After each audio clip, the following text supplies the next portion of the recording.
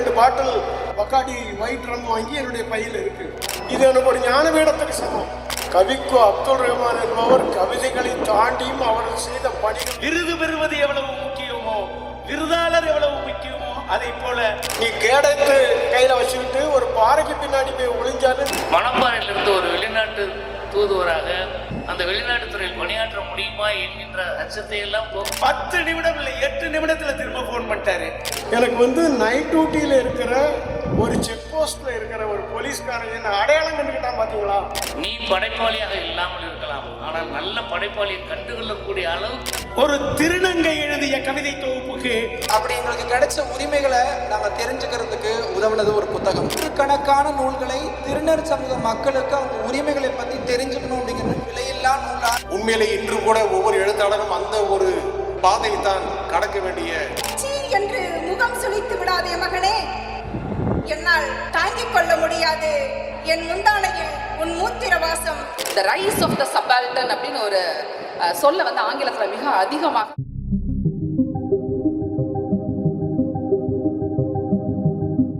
படைப்பாளிகளுக்கு சௌமா இலக்கிய விருதுகள் வழங்கி விழா பேருரையாற்ற வருகை தந்திருக்கின்ற சாகித்ய அகாதமி விருது பெற்ற போற்றுதற்குரிய எழுத்தாளர் சீர்மிகு நாஞ்சில் நாடன் ஐயா அவர்களை சீர்மிகு மஞ்சுநாத் அவர்கள்,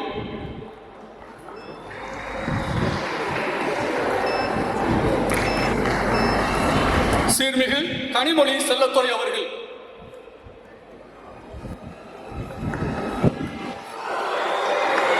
சீர்மிகு ஆர் வெங்கடேஷ் அவர்கள்,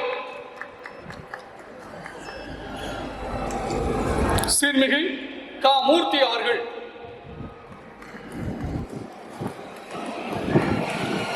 சீர்மிகு நிவேதிதா லூயிஸ் அவர்கள்,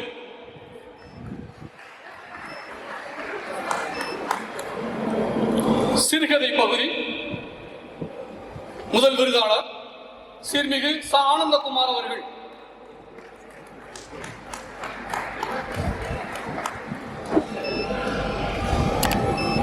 சீர்மிகு மாரி கிருஷ்ணமூர்த்தி அவர்கள்,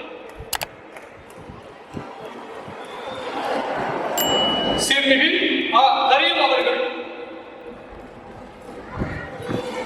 சாரா அவர்கள்,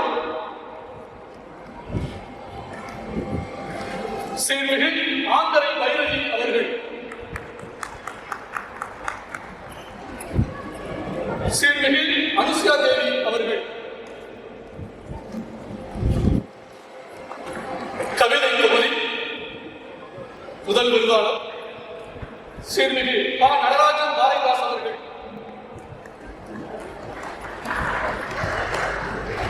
திருமல் சீர்மிகு சாமி கிரீஷ் அவர்கள்,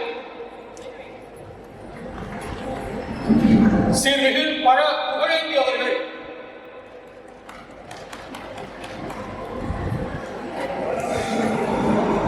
சீர்மிகு கவிசெல்வா அவர்கள்,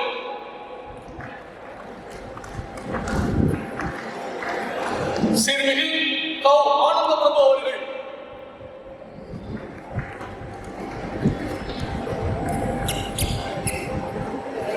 சீர்மிகு வழங்கியமான் நூர்தீன் அவர்கள்,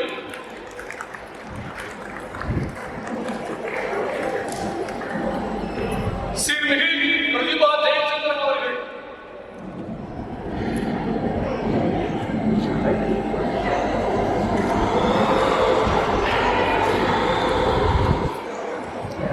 சீர்மிகு கண்ணன் அவர்கள்,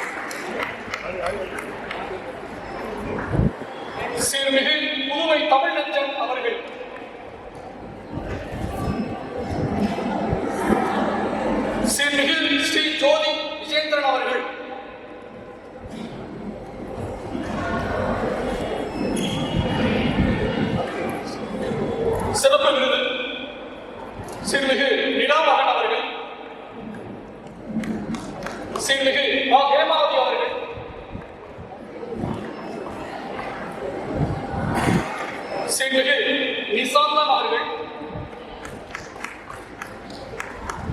சீர்மிகு கோ லக்ஷயா மன்னார் அவர்கள்,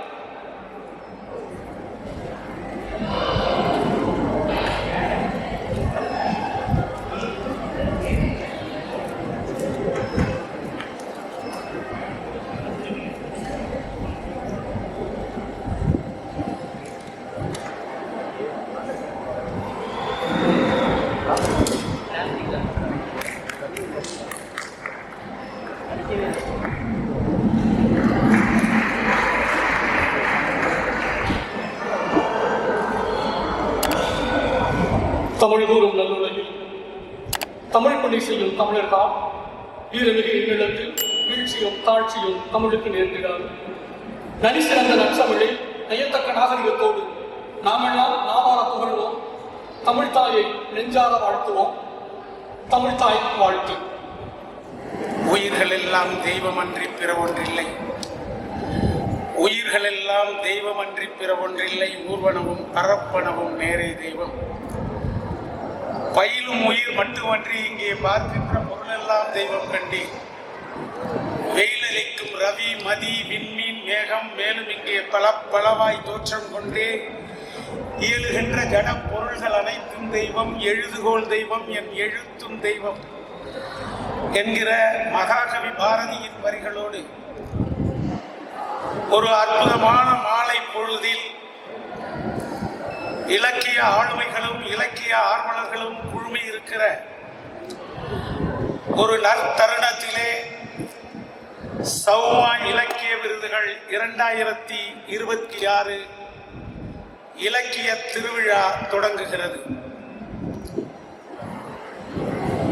சௌமா இலக்கிய விருதுகள் 2019ஆம் ஆண்டு அண்ணன் சௌமா ராஜரத்னம் அவர்களுடைய மணி விழாவை ஒட்டி தொடங்கப்பட்டது.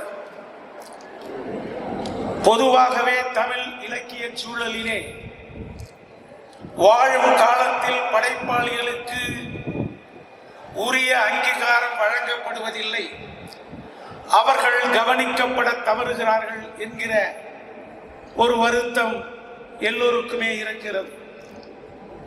அண்மை காலத்திலே பல்வேறு பரிசுகளும் விருதுகளும் படைப்பாளிகளுக்கு வழங்குவதற்கான அறிவிப்புகள் வந்த வண்ணம் இருப்பதை பார்க்கிற போது அவற்றிற்கு ஒரு முன்னோடி அமைப்பாக சௌமா இலக்கிய விருதுகள் அமைப்பு இந்த ஆண்டு 8வது ஆண்டாக இந்த விழா நடந்து கொண்டிருக்கிறது. சௌமா இலக்கிய விருதிற்கு இந்த ஆண்டு 560 புத்தகங்கள் வந்தன.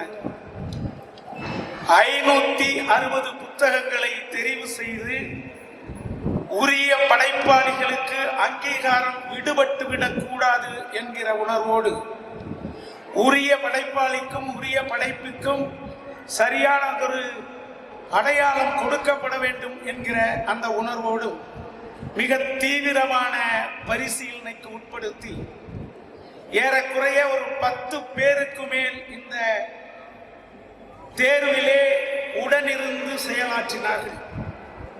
அந்த கட்டுகளை பிரித்து முதலிலே வகைமைப்படுத்தி அவற்றை பல்வேறு விதமாக அவற்றின் தன்மைகளை அறிந்து பிரித்தெடுக்கிற அந்த முயற்சியிலே மட்டும் எழுத்தாளர் டாக்டர் நடராஜன் அவர்கள், எழுத்தாளர் அசோக்குமார் அவர்கள், எழுத்தாளர் அன்பழகன் அவர்கள், எழுத்தாளர் பிரைமதி அவர்கள், இவர்களெல்லாம் சேர்ந்து அதை ஸ்க்ரூட்டனி பண்ணி அதை வகைமைப்படுத்தி பிரித்தெடுப்பது என்கிற பெரும் பணியிலே என்னோடு உடனிருந்து செய்தார்கள்.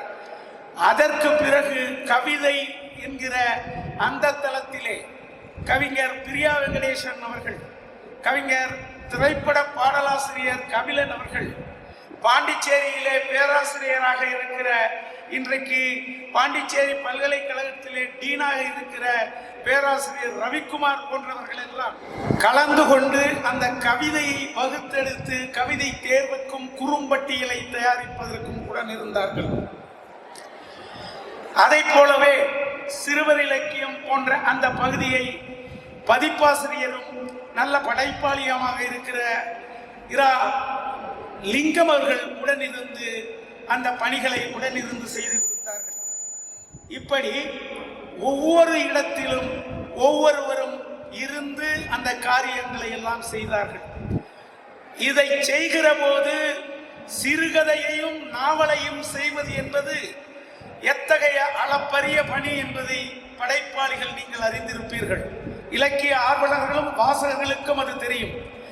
அத்தகைய பெரும் பணியை நான் இருக்கிறேன் என்று உடனிருந்து என்னுடைய இல்லத்திற்கு வந்து பகுத்து புத்தகங்களை எல்லாம் எடுத்து சென்று அவர் 2-3 பேரிடம் வாசிக்க கொடுத்து அவர்களுடைய கருத்தை எல்லாம் கேட்டு அதற்கென்று ஒரு உள்ளார்ந்த ஒரு மதிப்பெண்களை வகுத்து அந்த மதிப்பெண்களை கூட்டி புதினம், நாவல், சிறுகதை புத்தகங்கள் தேர்வுக்கு என்னோடு எப்போதும் போல் இந்த ஆண்டும் அருமை நண்பர் அன்பாதவன் அவர்கள் துணை இருந்தார்கள். அவர்கள் நிகழ்வுக்கு வந்திருக்கிறார்கள். இப்படி ஒவ்வொருவருடைய பங்களிப்பும் இல்லாமல் இத்தகைய பெரும் நிகழ்வை நிகழ்த்திவிட முடியாது.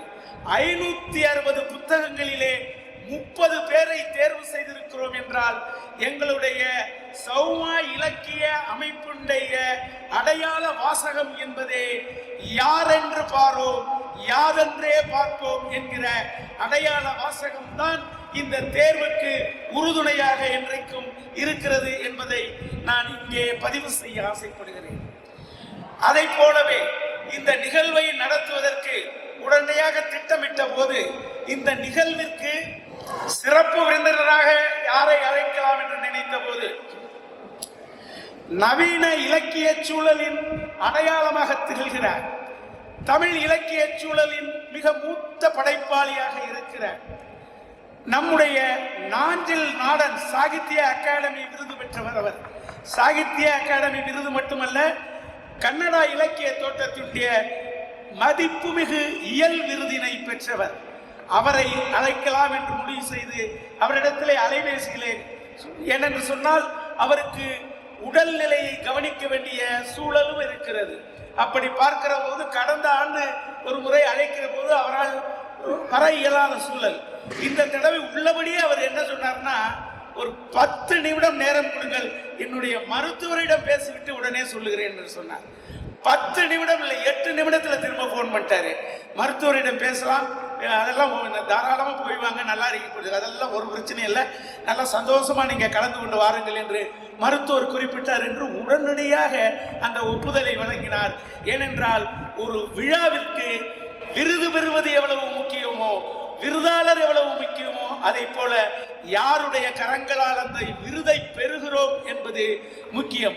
ஏனென்று சொன்னால் இவருக்கு நாம் இன்றைக்கு விருது பெறுகிற படைப்பாளிக்கெல்லாம் முன்னோடியாக இருக்கிற மூத்த படைப்பாளி, பல்வேறு பரிசுகளையும் விருதுகளையும் பெற்றவர்.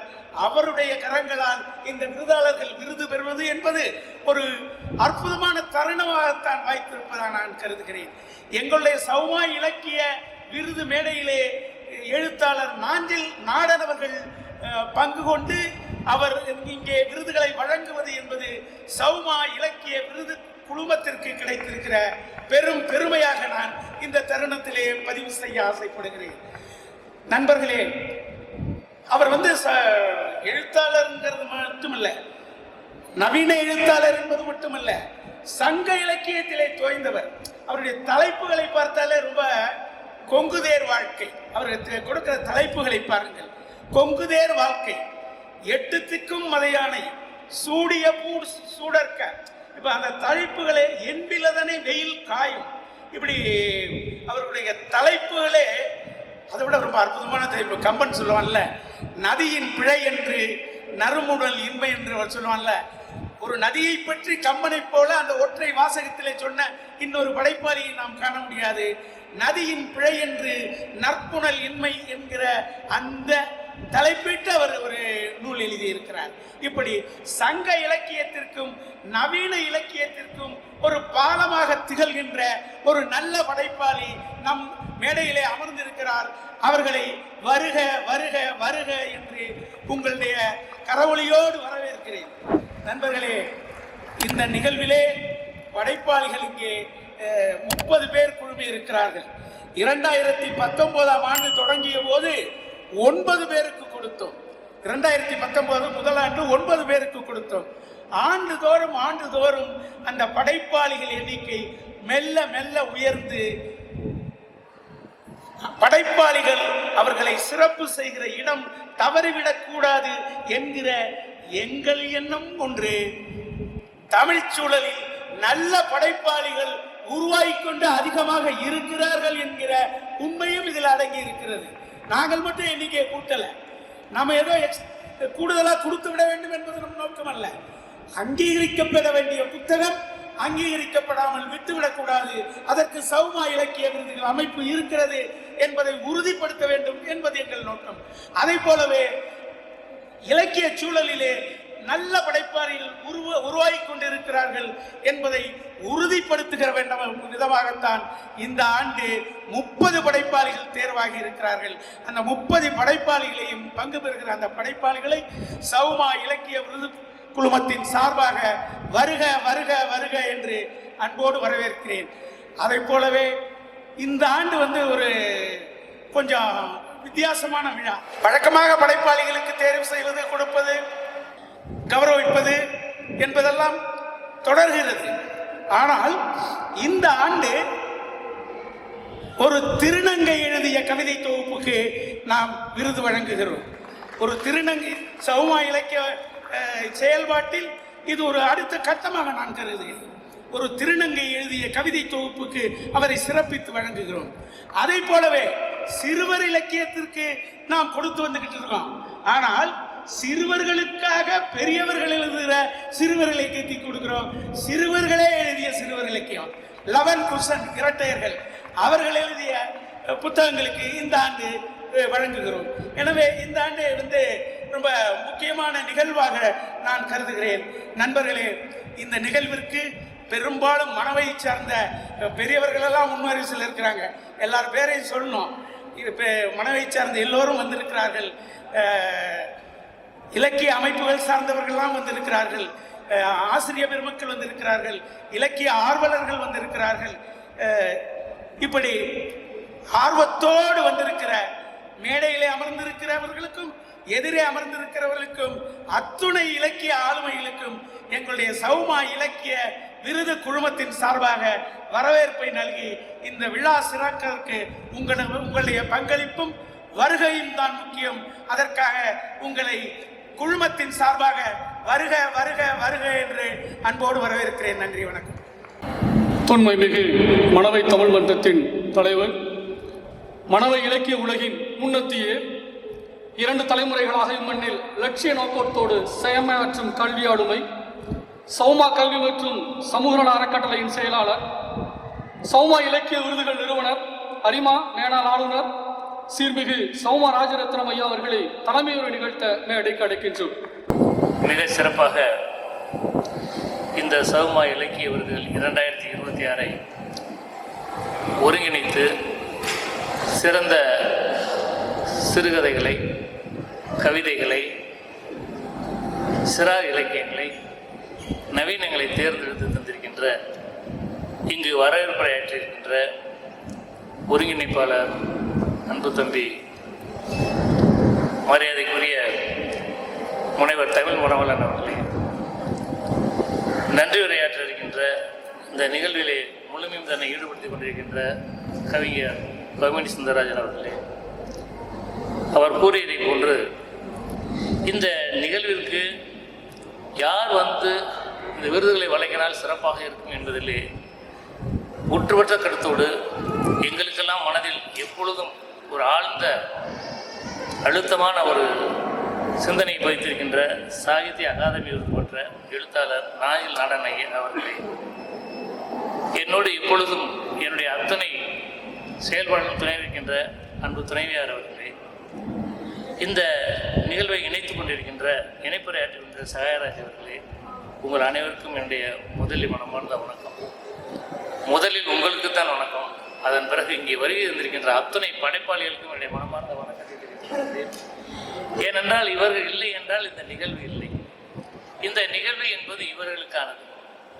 எத்தனையோ ஆண்டுகள் அவர்கள் எழுதி கொண்டிருக்கின்றார்கள். மாற்றப்பட்டு எத்தனையோ பரிசுகளை அவர்கள் பெற்றிருப்பார்கள், விருதுகளை பெற்றிருப்பார்கள். இருந்தாலும் கூட அடையாளம் காணப்பட்ட தமிழக மக்களால் நன்கு அறியப்பட்ட எழுத்தாளர்களாக, சிறந்த கவிஞர்களாக இருக்கின்ற அவருடைய படைப்புகளை தேர்ந்தெடுத்து அவர்களை இங்கே மனவையில் அழைத்து கௌரவிப்பதில் இந்த சௌமா இலக்கிய மன்றம் மிகுந்த பெருமை அடைகிறது என்பதை இந்த நேரத்திலே அது தலைவர் என்ற முறையிலே சொல்லிக்கொள்ள நான் மிகுந்த பெருமை அடைகிறேன்.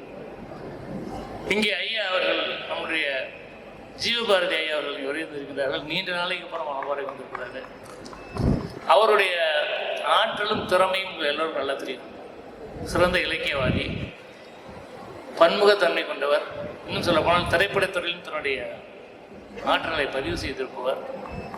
அவருக்கு என்னுடைய மனமார்ந்த வரவேற்பினை தெரிவித்துக் கொண்டு நான் மகிழ்ந்த மகிழ்ச்சி அடைகின்றேன்.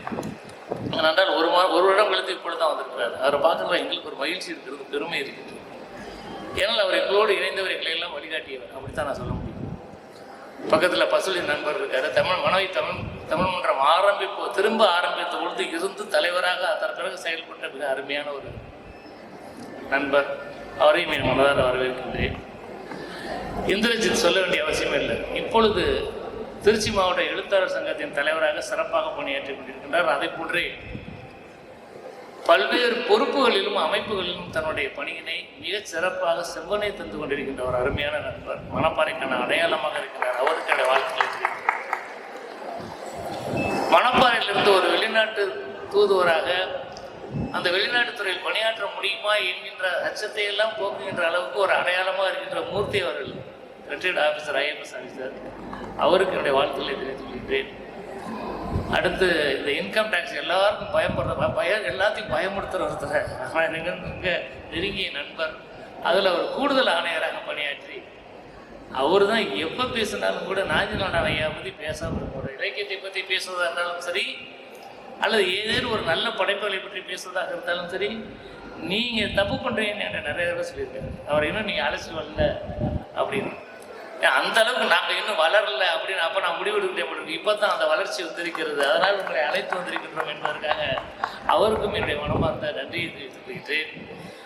அதே போன்றே அன்பு நண்பர் இயக்குனர் ராசி அழகப்போனவர், நிகழ்ச்சி எப்போ நாங்கள் நடத்துவோம்னு சொன்னோமோ அப்போது இருந்து இப்போது வரை நான் அவசியம் வந்துடுவேங்கிற ஒரு உறுதிமொழியையும், இன்னும் அவருக்கு பல்வேறு நிகழ்வுகள், நேற்று கூட திருச்சியில் சென்னையில் 3 நிகழ்வை முடித்துக்கொண்டு அடுத்த நாள் காலையில், இன்று காலையில் வந்து ஒரு விரைவு ரயிலில் பிடிச்சி சென்றிருப்பார்.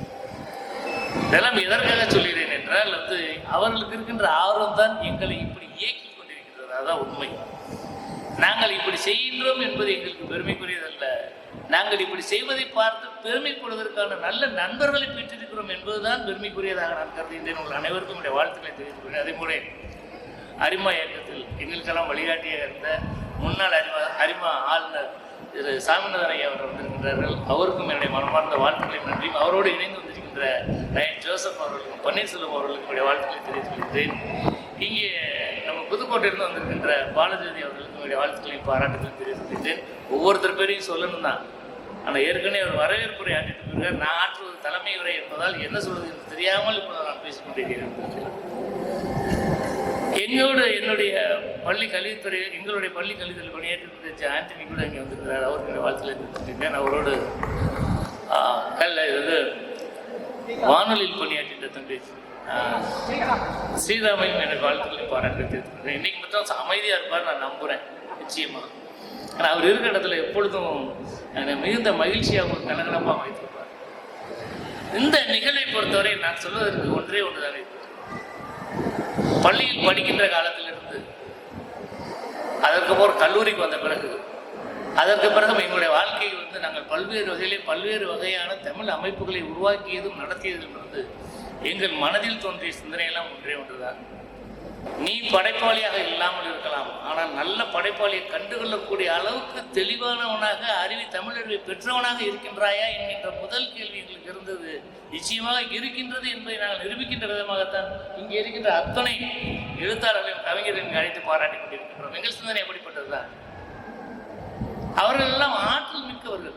எழுதுவது என்பது எளிதான விஷயம் கிடையாது.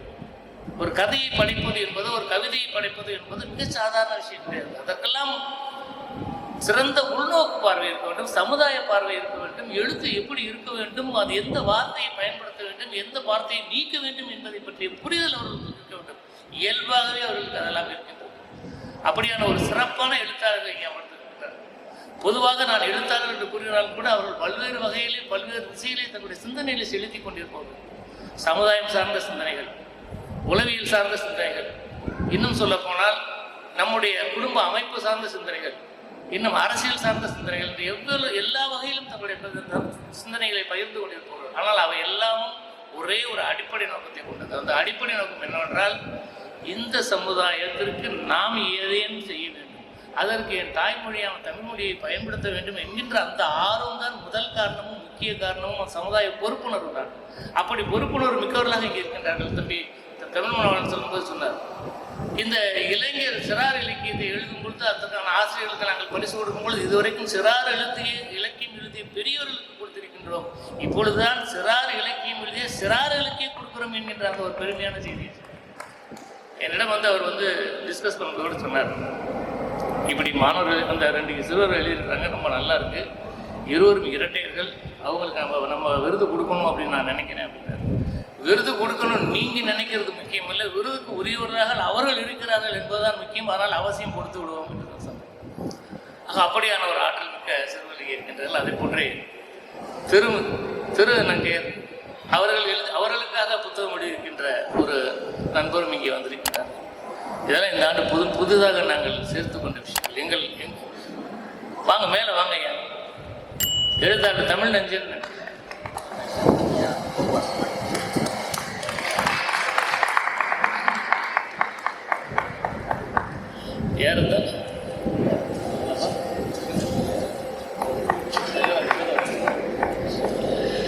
ஏறத்தாழ யாரையும் நான் நேரில் பார்த்ததில்லை என்றாலும் கூட இந்த புத்தகத்தின் மூலமாக ஓரளவு தெரிந்து வைத்திருப்பதால் கூற முடியுது, சொல்ல முடியுது. அதுக்கெல்லாம் நம்ம தமிழ் மாணவன் தான் நான் சொல்லுவோம். என்னென்றால் ஒரு இயக்கத்தை எப்படி நடத்துவது, ஒரு நிகழ்வை எப்படி செம்மைப்படுத்துவது என்பதை சரியாக செய்திருக்கின்றார்.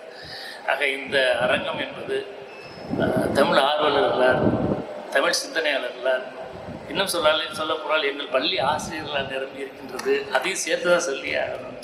ஏன்னா இந்த விழா ஒரு சிறப்பாக நடைபெற்ற முடிவதற்கு அவர்களுடைய ஒத்துழைப்பு மிகுந்த பாராட்டுக்குரியது. அவர்கள் அனைவரையும் நான் மனதார பாராட்டுகின்றேன். இந்த ஆள்பட்டத்துக்கு மேல் நான் பேசினா நீங்கள் உங்கள் தலைமை உரையவே இப்படி இழுத்தீங்கன்னா அப்புறம் மற்றவங்களாம் எப்படி அப்படின்னு கேட்பார், அடுத்த கேள்வி கேட்பார். இருந்தாலும் கூட எனக்கு சில கடமைகள் இருக்குது. இங்கே வந்திருக்கின்ற மிக முக்கியமான விருந்தினர்களை அல்லது இங்கே இப்போ சிறப்பித்துக் கொண்டிருப்பவர்களை, விருதாளர்களை தவிர்த்தவர்களை நான் இப்பொழுது அடையாளப்படுத்தி அவர்களை கௌரவிக்க விரும்புகின்றேன். நம்முடைய ஜீவபாரதி ஐயாவுக்கு சாலை இடையில் ஏற்பட்ட சிறு குழப்பத்திற்கு தயவு செஞ்சு என்னை பொறுத்துருங்க. ஏன்னா இது நான் முதவே சொல்லாதது, இந்த நிகழ்ச்சி நிரலில் இல்லாதது, அதனால் அதை அப்படிதான் ஆகும். நம்முடைய ஜீவபாரதி ஐயா அவர்களுக்கு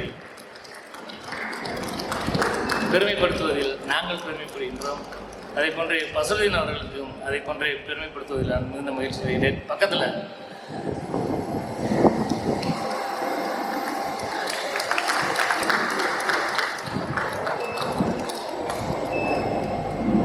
நம்முடைய அன்புக்குரிய இந்திரஜித் அவர்கள், எனக்கு இப்போ அவர் தான் வழிகாட்டியாக இருக்கிறார். பல்வேறு வழிகளிலே பல்வேறு வழிகாட்டிகள்லாம் எனக்கு ரொம்ப தொல்லை கொடுக்குறான்னு முடிச்சுட்டாங்க.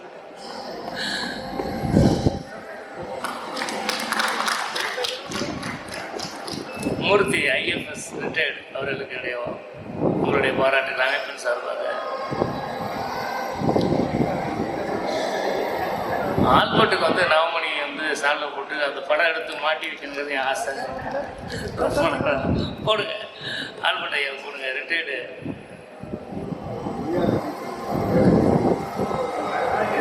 ஐஆர்எஸ் ஆஃபீஸர்,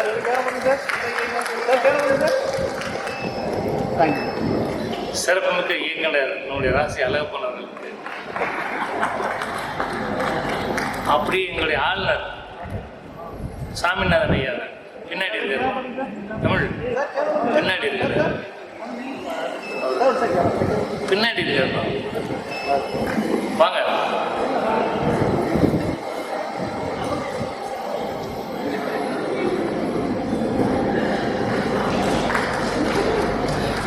இருக்கிற எல்லாருக்கும் கூட நாங்கள் சால்வ் போடுறதுக்கு தான் ஆர்வமாக தான் இருக்கோம். அதை விட மிகுதியாக வந்து நம்முடைய நாஞ்சில் நாடன் ஐயா அவர்கள் வந்து உங்களுக்கான கருத்துரைகளை வழங்க இருக்கின்றார்கள். மிக சிறப்பாக அவர்கிட்ட ஒரு 5 நிமிஷம் தான் பேச வாய்ப்பு கிடைச்சிருந்தாங்க. நான் பேசல, அவர் தான் பேசுகிறார். நான் கேட்டுட்டு இருந்தேன். மிக மிக அழகான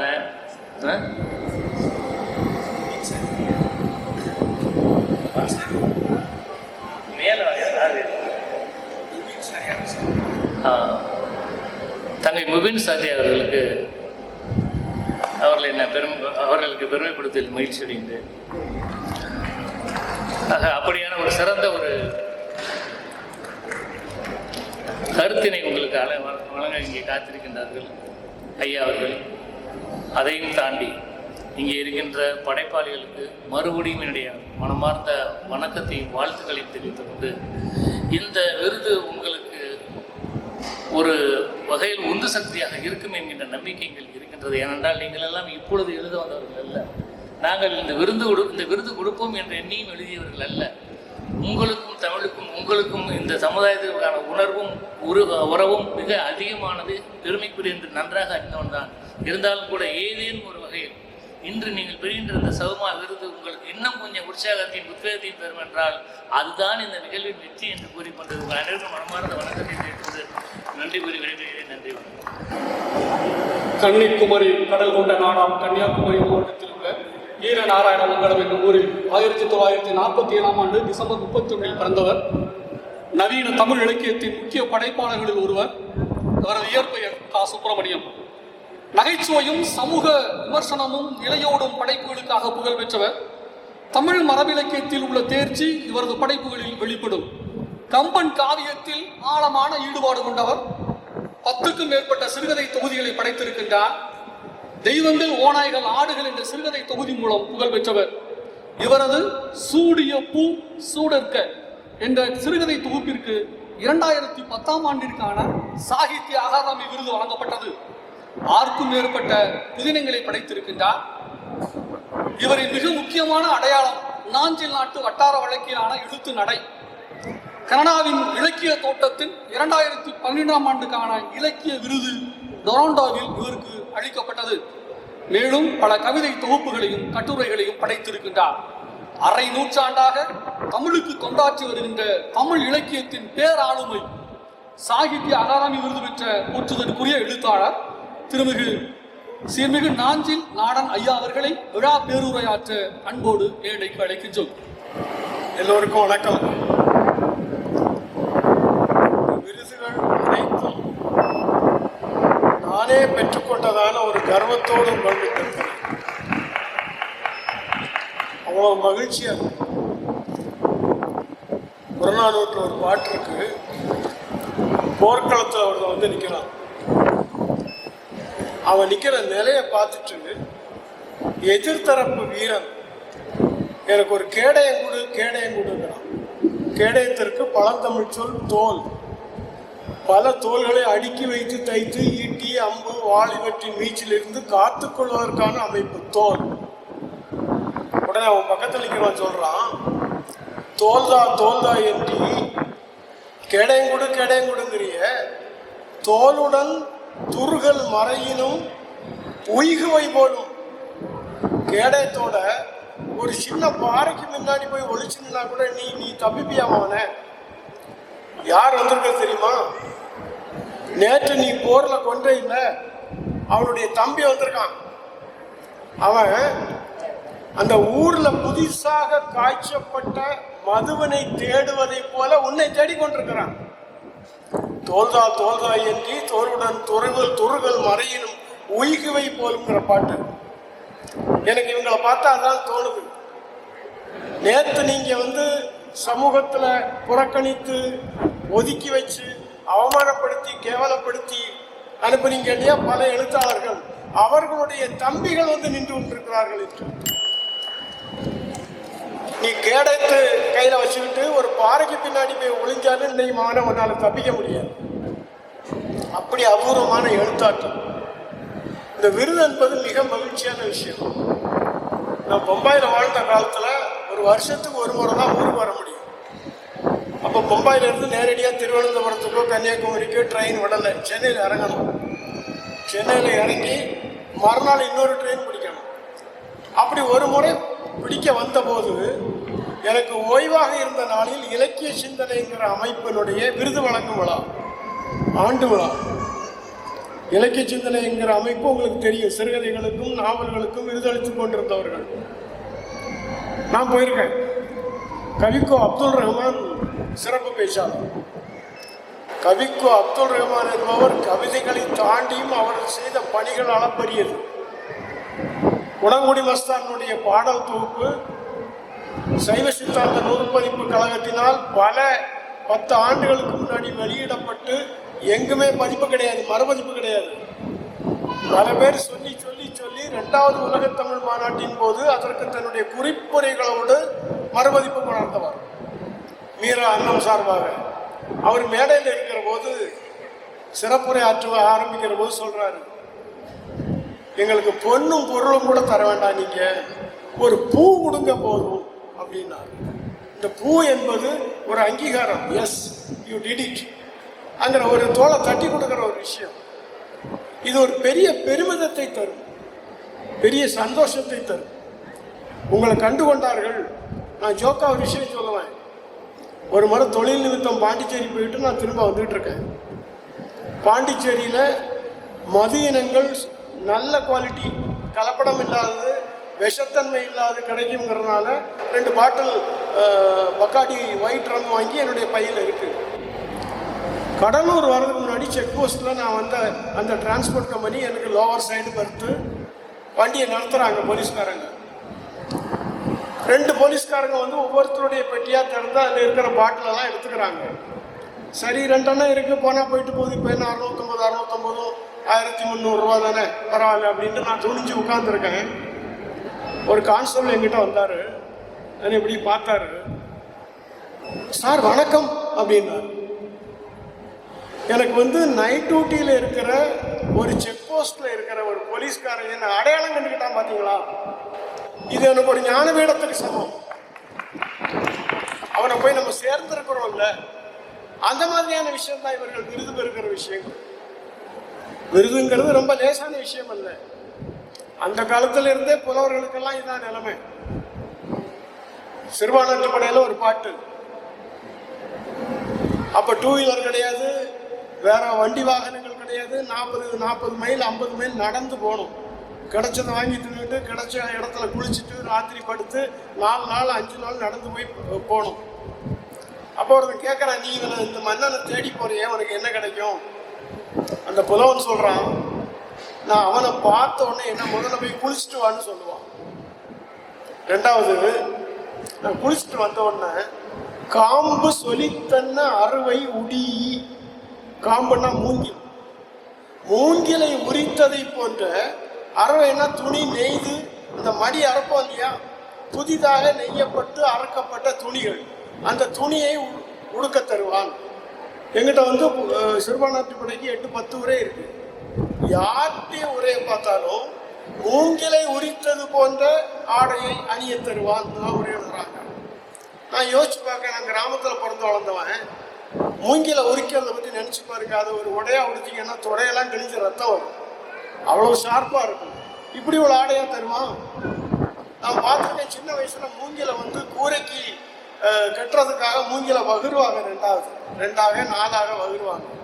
2ஆக வகுந்தாங்கன்னா அந்த மூங்கிலுக்கு உள்ள பாலிதீன் ஷீட் மாதிரி வெள்ளையான ஒரு சாஃப்டான ஒரு ஃபைபர் இருக்கும். அதை சொல்றான், காம்பு சொலித்தன்ன அறுவை உடி. இதை வந்து படைப்பிலக்கியவாதிகளால் தான் இதை பார்க்க முடியும், ஒரே ஆசிரியரால் பார்க்க முடியாது. நான் யாரையும் தப்பு சொல்லலை. இந்த நுட்பம், இந்த தேடல் வாக்கக்கூடியவங்க படைப்பிலக்கியவாதிகள். அடுத்தால அதே பாட்டில் சொல்றான், பாம்பு வெகுண்டன்ன தேரல் நல்கி, பாம்பின் சீற்றத்தை ஒத்த மதுவை பருக தருவான். 3வது செய்தி, காண்டவவனத்தை எரித்தான் அர்ஜுனன். நீ யோசிச்சு பார்க்கணும், இது வந்து 2ஆம் நூற்றாண்டு பாட்டு. அவன் வந்து மகாபாரத கதையை சொல்றான். காண்டவவனத்தை எரித்த அர்ஜுனுடைய முன், அவனுக்கு அண்ணன் பீமன், அவன் வந்து சமையல் சாஸ்திரத்தில் விற்பனன். 2 சாஸ்திரம், ஒன்று நலபாகம், இன்னொன்று வீமபாகம். அதனாலதான் நம்ம ஹோட்டல், பல ஹோட்டலுக்கு வீம விலாஸ், நல விலாஸ்னு பேரு. அந்த வீமன் எழுதின உணவு நூலின் அடிப்படையில் வலுவாத உணவினை சமைத்து உண்ண தருவான். இது பாட்டு. அப்புறம் நீங்க நினைக்கிற மாதிரி பல்லக்கு கொடுத்தான், யானை கொடுத்தான்னு அவன் பலவாத கொண்டு போயிட்டு என்ன பண்ணுவான்? எங்கிட்ட கேட்டா 10 பக்கம் ஆரியம் கொடுத்துருப்பான், 4 தேங்காய் எடுத்துட்டு போன்னு சொல்லியிருப்பான், 2 கருப்பட்டி கொடுத்துருப்பான். இதை தான் சுமந்துக்கிட்டு வீட்டுக்கு போயிருக்கணும். ஆகவே அது முக்கியம் இல்லை, ஆனா அங்கீகாரம். இன்னொரு புலவன் மன்னனை தேடி போறான். நடந்து 50-60 மைல் நடந்து சோர்ந்து போய் ஒரு மரத்து மூட்டில் நின்றுட்டு இருக்கான். எதிர ஒருத்தன் வர்றான். யாரை பார்க்க போற? பாணன் சொல்றான், மன்னனை பார்த்து பாடி பரிசில் வாங்கிட்டு போனோம். ஒன்று அவன் சொல்றான், இது கேட்டவன், அவன் செத்து 4 நாள் ஆச்சுன்னு உனக்கு தெரியாதா? இவனுக்கு திகைப்பா இருக்கு. 50-60 மைல் நடந்து சாப்பிடாம, தண்ணி குடிக்காம, குளிக்காம ஏதோ வாங்கிட்டு போகலான்னு வரக்கூடியவனுக்கு இப்போ தேடி வர்றவனே செத்து போனா என்ன பண்ணுவான்? இப்படி மேலே பார்க்குறான். மேலே பார்க்குற போது ஒரு மரத்தின் மீது ஒரு முல்லை கொடி படர்ந்து அந்த முல்லை வெள்ளையா பூத்திருக்கு. இந்த புலவனுக்கு வெப்ராளமா வருது.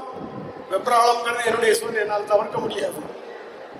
உடனே அந்த முல்லையை பார்த்து கேட்குறான், இப்ப போய் இளைய பெண் மக்கள் உன்னை பறித்து கோர்த்து தலையில் சூட மாட்டார்கள். மன்னன் இறந்து போனான். கையில் வளைய அணிந்த பெண்கள் உன்னுடைய கொடியை தார்த்து பறிக்க மாட்டார்கள். இந்த நேரத்தில் போய் முல்லையும் பூத்தியே ஒல்லையூர் நாட்டே அப்படின்னு ஒரு பாட்டு. முல்லையும் பூத்தியே ஒல்லையூர் நாட்டே. ஒல்லையூர் நாட்டுடைய மன்னன் இறந்து கிடக்கிறது. இவனுடைய ஆட்டாமையெல்லாம் நம்ம 60 மைல் 70 மைல் நடந்து தேடி வந்திருக்கோம், பரிசு வாங்கிட்டு போகலாம்னு. அவன் செத்து போனான்னு சொல்றீங்களா? நான் நீ மறுபடியும் எங்க போவேன்? வீட்டில் வறுமை, குப்பை கீரை குய்கன் அகைத்து உப்பிலி வெந்ததைன்னு பாட்டு வேற ஒரு புலவன் சொல்றான். குப்பை மேட்டில் இருக்கக்கூடிய குப்பைக்கீரையை நகத்தினால கிள்ளி அதுல உப்பு வாங்கி போடுறது கூட காசு இல்லாம வேக வச்சு குழந்தைகளுக்கு கொடுத்தேன். இன்னொரு பாட்டு, பெருஞ்சித்திரனாருடைய பாட்டு. அவன் சொல்றான்,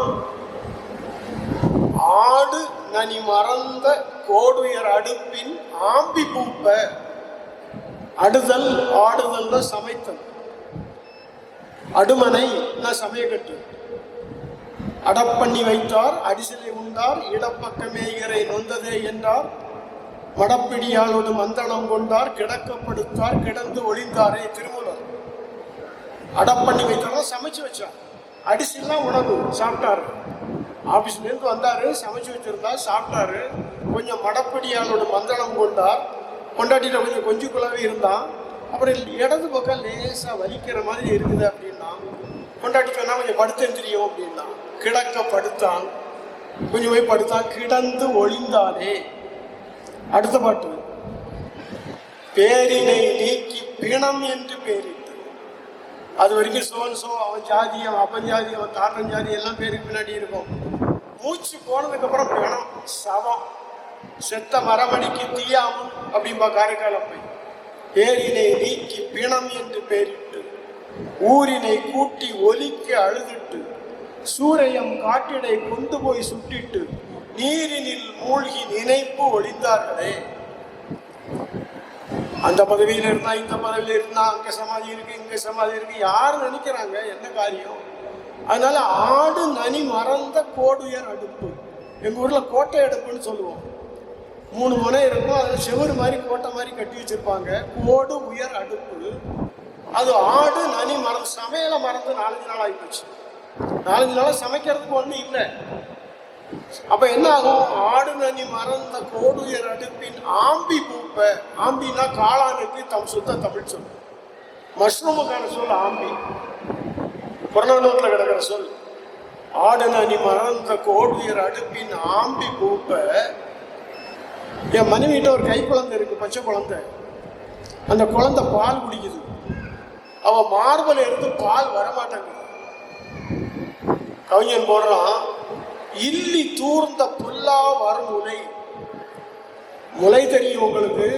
இன்னைக்கு முலைன்னு இடத்துல கெட்ட வார்த்தை, ஆனா சினிமாவில் காட்டலாம், அது வேற கதை. அதுல இருக்கக்கூடிய பால் வரக்கூடிய துவாரங்களுக்கு, தமிழுக்கு, ஓட்டைக்கு இல்லின்னு தமிழ் சொல் ஒன்று இருக்கு. அந்த இல்லி தூர்த்து போச்சு, பால் வரமாட்டேங்குது. குழந்தை வந்து அவ அம்மைக்கு முகத்தை பார்க்குது, அந்த அம்மை என் முகத்தை பார்க்குறான். நான் நின்முகம் நோக்கி வந்தனர் குமனா அப்படின்னு பார்க்கலாம். பால் வராம பிள்ளை அம்மைக்கு முகத்தை பார்க்குது, அம்மை என் முகத்தை பார்க்குறான், நான் உன் முகத்தை பார்த்து வந்திருக்கிறேன். இதுதான் புலவனுடைய படைப்பாளியுடைய நிலைமை. ஒரு காலத்துல சொன்னாங்க, புதுமைப்பித்தன் கேட்கிறாரு, யோக்கியமாய் செய்ய இங்க என்ன தொழில் உண்டு? ஒரு படைப்பிலக்கியவாதி வேலையும் பார்க்கணும், வீட்டுக்கு சம்பாதிக்கணும், பிள்ளைகளை பராமரிக்கணும், எழுதவும் வேணும். சொல்றதுக்கு வெக்கமா இருக்கு. ஒரு காலத்துல மேன்ஸ்கிரிப்ட்னா நான் ஒரு 10 பக்கத்துல ஒரு கட்டுரை எழுதுறேன், 8 பக்கத்துல சிறுகதை எழுதுறேன்னா அந்த எழுதின காப்பியை கார்பன் பேப்பர் வச்சு எழுதுவோம். ஜெராக்ஸ் எல்லாம் வரல, கார்பனை வச்சுட்டு ஒரிஜினல் அனுப்பிச்சு கொடுப்போம். அவங்களே டைப் பண்ணி பப்ளிஷ் பண்ணுவாங்க. 25 ரூபாயோ 30 ரூபாயோ சன்மானம் அனுப்புவாங்க. இது வந்து 50 வருஷத்துக்கு முந்தின கதை. பிறகு எழுதுனதை ஜெராக்ஸ் எடுத்து அனுப்புவோம். இப்போ சமீபத்தில் 4-5 பத்திரிகைகளுக்கு நான் அனுப்புறபோது அப்படி சொல்கிறாங்க, நாஞ்சிலானம் தயவு செய்து ஹேண்ட் ரிட்டன் காப்பீஸ் அனுப்பாதீங்க, இங்கே டைப் பண்ணுறதுக்கு ஆள் இல்லை. எனக்கு வந்து டைப் பண்ண தெரியாது. நான் கையினால் எழுதக்கூடிய கடைசி எழுத்தாளர். நான் வந்து கையினால் எழுதி ஜெராக்ஸ் எடுத்து காசு கொடுத்து ஜெராக்ஸ் எடுத்து அதை பக்கத்துக்கு 27 ரூபா கொடுத்து டிடிபி பண்ணி டிடிபி இந்த ஃபாண்ட்ல அனுப்பும் பாரு, அந்த ஃபாண்ட்ல அவருக்கு மெயில் பண்ணுனா அவர் என்னுடைய கதையோ ஒரு கட்டுரையோ பப்ளிஷ் பண்ணுவார். 10 பைசா வருமானம் வராது. இந்த நிலைமையில தான் நீங்க எழுத்தாளர் இருக்காங்க. ஆனா ஏன் எழுதிட்டு இருக்காங்க? அவங்க எல்லாரையும் போல இருக்கலாம் தானே. ஆஃபீஸ் வேலை முடிச்சுட்டு ஒரு மாலில் போய் வேலைக்கு இருந்தால் 10,000 ரூபாய் சம்பளம் கிடைக்குமே. ஏதாவது பொழுதுபோக்குக்கு வேற சிறு தொழில்கள் செய்யலாமே. அவனால வேற விதமாக இருக்க முடியாது. இன்னொன்று, அவன் நினைக்கிறதை, அவன் சாதிக்க நினைப்பதை, எழுத நினைப்பதை அவன் எழுதாமல் போனால் யாருக்கு நஷ்டம்? இந்த மொழிக்கு தானே நஷ்டம். இதை யாரை மாற்று செய்ய முடியும்? என்னுடைய சிந்தனை, அவருடைய சிந்தனை, அவருடைய கவிதை, கட்டுரை, சிறுகதை அவங்க எழுதலாம்னா யார் இந்த மொழிக்கு எழுதுவாங்க? It's a total lost and waste to the language. அவ்வளோ முயற்சி பண்ணி எழுதுறாங்க. ஓய்ந்த வேளையில் புதுமைப்பித்தன், ஓய்ந்த வேளையில் விபச்சாரம் செய்தால் உப்பு புளி மிளகுக்கு ஆகும். வீடு உப்பு புளி மிளகா வாங்கிக்கலாம். ஆனால் ஓய்ந்த வேளையில் உட்கார்ந்து எழுதுகிறார்கள், எந்த லாபமும் இல்லாமல். ரஃப் எழுதி கரெக்ஷன்ஸ் போட்டு பெயர் எடுத்து தொடர்ந்து செய்து கொண்டிருக்கிறார்கள். அப்படித்தான் இந்த இலக்கியம் வந்து இவ்வளவு ஆண்டு காலமாக இங்கே வளர்ந்து தலை நிமிர்ந்து நின்று கொண்டிருக்கிறது. அதனால எழுத்தாளர்களை பாராட்ட வேண்டியது நமது கடமையாக இருக்கிறது, நம்முடைய பொறுப்பாக இருக்கிறது. அதை சௌமா இந்த இலக்கிய முகாம் வந்து இதை சிறப்பாக செய்துட்டு இருக்கிறது எனக்கெல்லாம் ரொம்ப கர்வமா இருக்கு, ரொம்ப கர்வமா இருக்கு. என்னுடைய நாவல் 1977 என்னுடைய முதல் நாவல் தலைகள் வீடுகள் வருது. 79 எனக்கு கல்யாணம். கல்யாணம் ஆன உடனே என் மனைவியை கூட்டிகிட்டு நான் அன்னம் பதிப்பாக உரிமையாளர் கவிஞர் மீராவை பார்க்க போகிறேன். அவர் சொல்கிறாரு 2080 இந்த வருஷம் சாகித்ய அகாடமிக்கு உன்னுடைய பெயர் இந்த கடைசி ஃபைனல் 3 லிஸ்ட்டில் வந்திருக்கு இந்த நாவலுக்கு அப்படின்னாரு. எப்போ? 1980. எனக்கு 2010 கிடைக்குது. விருதுகளும் பரிசுகளும் வெறுத்து போன காலத்தில் உங்களுக்கு விருதுகள் தேடி வரும். Give me a soul, give me a horse, give me a horse, my king here. போர்ல தோற்று நிற்கிற போது ஒரு குதிரை அது மாதிரி படைப்பிலக்கியவாதிகள் இந்த மொழியில் நின்றுட்டு இருக்கிறாங்க. ஆனா படைப்பிலக்கியவாதிகள் மாதிரி வேஷம் போடுறவங்களுக்கு, பாவனை செய்கிறவர்களுக்கு, அபிநயங்கள் காட்டுறவங்களுக்கு, அபிநயத்துக்கு சுத்தமான தமிழ் சொல் நடலை. அப்பரடிகள் பயன்படுத்தின சொல்லு. நாமார்க்கும் குடியெல்லோம், நமனை அஞ்சோம், ஏமாப்போம், பிணி அறியோம், மூப்போம் அல்லோம், நரகத்தில் இடர்படும், நடலை இல்லோம். நடலைன்னா பாசாங்கன்னு போகும், நடிப்பு. ஒரு 2 வருஷத்துக்கு முன்னாடி மதுரையிலிருந்து தேனி போற பாதையில கருமாத்தூர்னு நினைக்கிறேன், அங்கே ஒரு கத்தோலிக்க கிறிஸ்தவ மடம் இருக்கு, கிளாரட் சபை. அங்கே ஒரு ஃபாதர் எனக்கு நண்பர், அவர் என்கிட்ட சொன்னார், நாஞ்சிலானன் ஒரு வேலையும் இல்லை, you come and just stay with me for a week. எழுதுங்க, படிங்க, பாட்டு கேளுங்க, வாக்கிங் போங்க, சாப்பிடுங்க, தூங்குங்க. நான் என்ன பண்ணுறேன்னா சாயங்காலம் 5 மணிக்கு மேலே ஒரு 70-80 ஃபாதர்ஸ், ஒரு 60-70 சிஸ்டர்ஸ், கொஞ்சம் ஸ்டூடெண்ட்ஸ், ஒரு 200 பேர் உட்காந்துருப்பாங்க. நான் சொன்னேன், மதத்தை கருதி ஒரு பாடலை ஒதுக்காதீங்க. அப்புறம் மாணிக்கவாசகரோ, நாளென் செய்யும் என்னை நம்பி வந்த கோள் என் செய்யும் கொடுங்கூற்று என் செய்யும், இந்த 2 வரியை பாரு. அப்புறம் குமரேசன் எடுத்தாலும் சதங்கை வரப்பு வேலு சமாச்சாரம் இருக்கட்டும், அவன் தில்லை சிற்றம்பலத்தினுடைய அதெல்லாம் இருக்கட்டும். அந்த முதல் 2 லைனுடைய பிலாசபியை பாரு. இதை சொல்லிட்டு வெளியில் வர்றேன். ஒரு சிஸ்டர் 80 வயசு இருக்கும், என்னோடைய உயரம், நல்ல கரப்பாக ஒல்லியாக இருந்தாங்க. என் முன்னாடி வந்துருந்தாங்க. நின்றுட்டு என் கண்ணை 2 அவங்க கைகளால் இப்படி தடவினாங்க. தடவிக்கிட்டு, தம்பி அக்கா இன்னைக்கு ராத்திரி உங்களுக்காக ஒரு பிரார்த்தனை பண்ணுவேன்.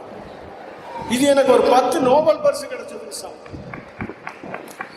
இது மாதிரி ஒரு சின்ன தட்டி கொடுக்கறது, குழந்தைய பாராட்டுவது, அது அவனை பல காத தூரம், பல மைல்கள் தூரம் செல்வதற்கு, பயணப்படுவதற்கு ஊக்கமாக அமையும். இப்போ சொல்லிட்டு இருக்க முடியாது, இப்போ வீட்டில் வாங்கி வச்சிருக்க முடியாது. இது எனக்கு வந்து நான் 1975 என்னுடைய முதல் கதை எழுதுறேன். அந்த முதல் கதை நான் பார்த்த சாரதியை ஆசிரியராக கொண்ட தீபம் பத்திரிகையில் வெளிவருது.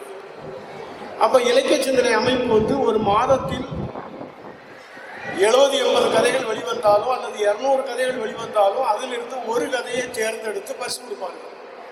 அப்புறம் 12 மாதத்துக்கும் மொத்தமாக இன்னொரு பரிசு கொடுப்பாங்க. அது மாதிரி கதை.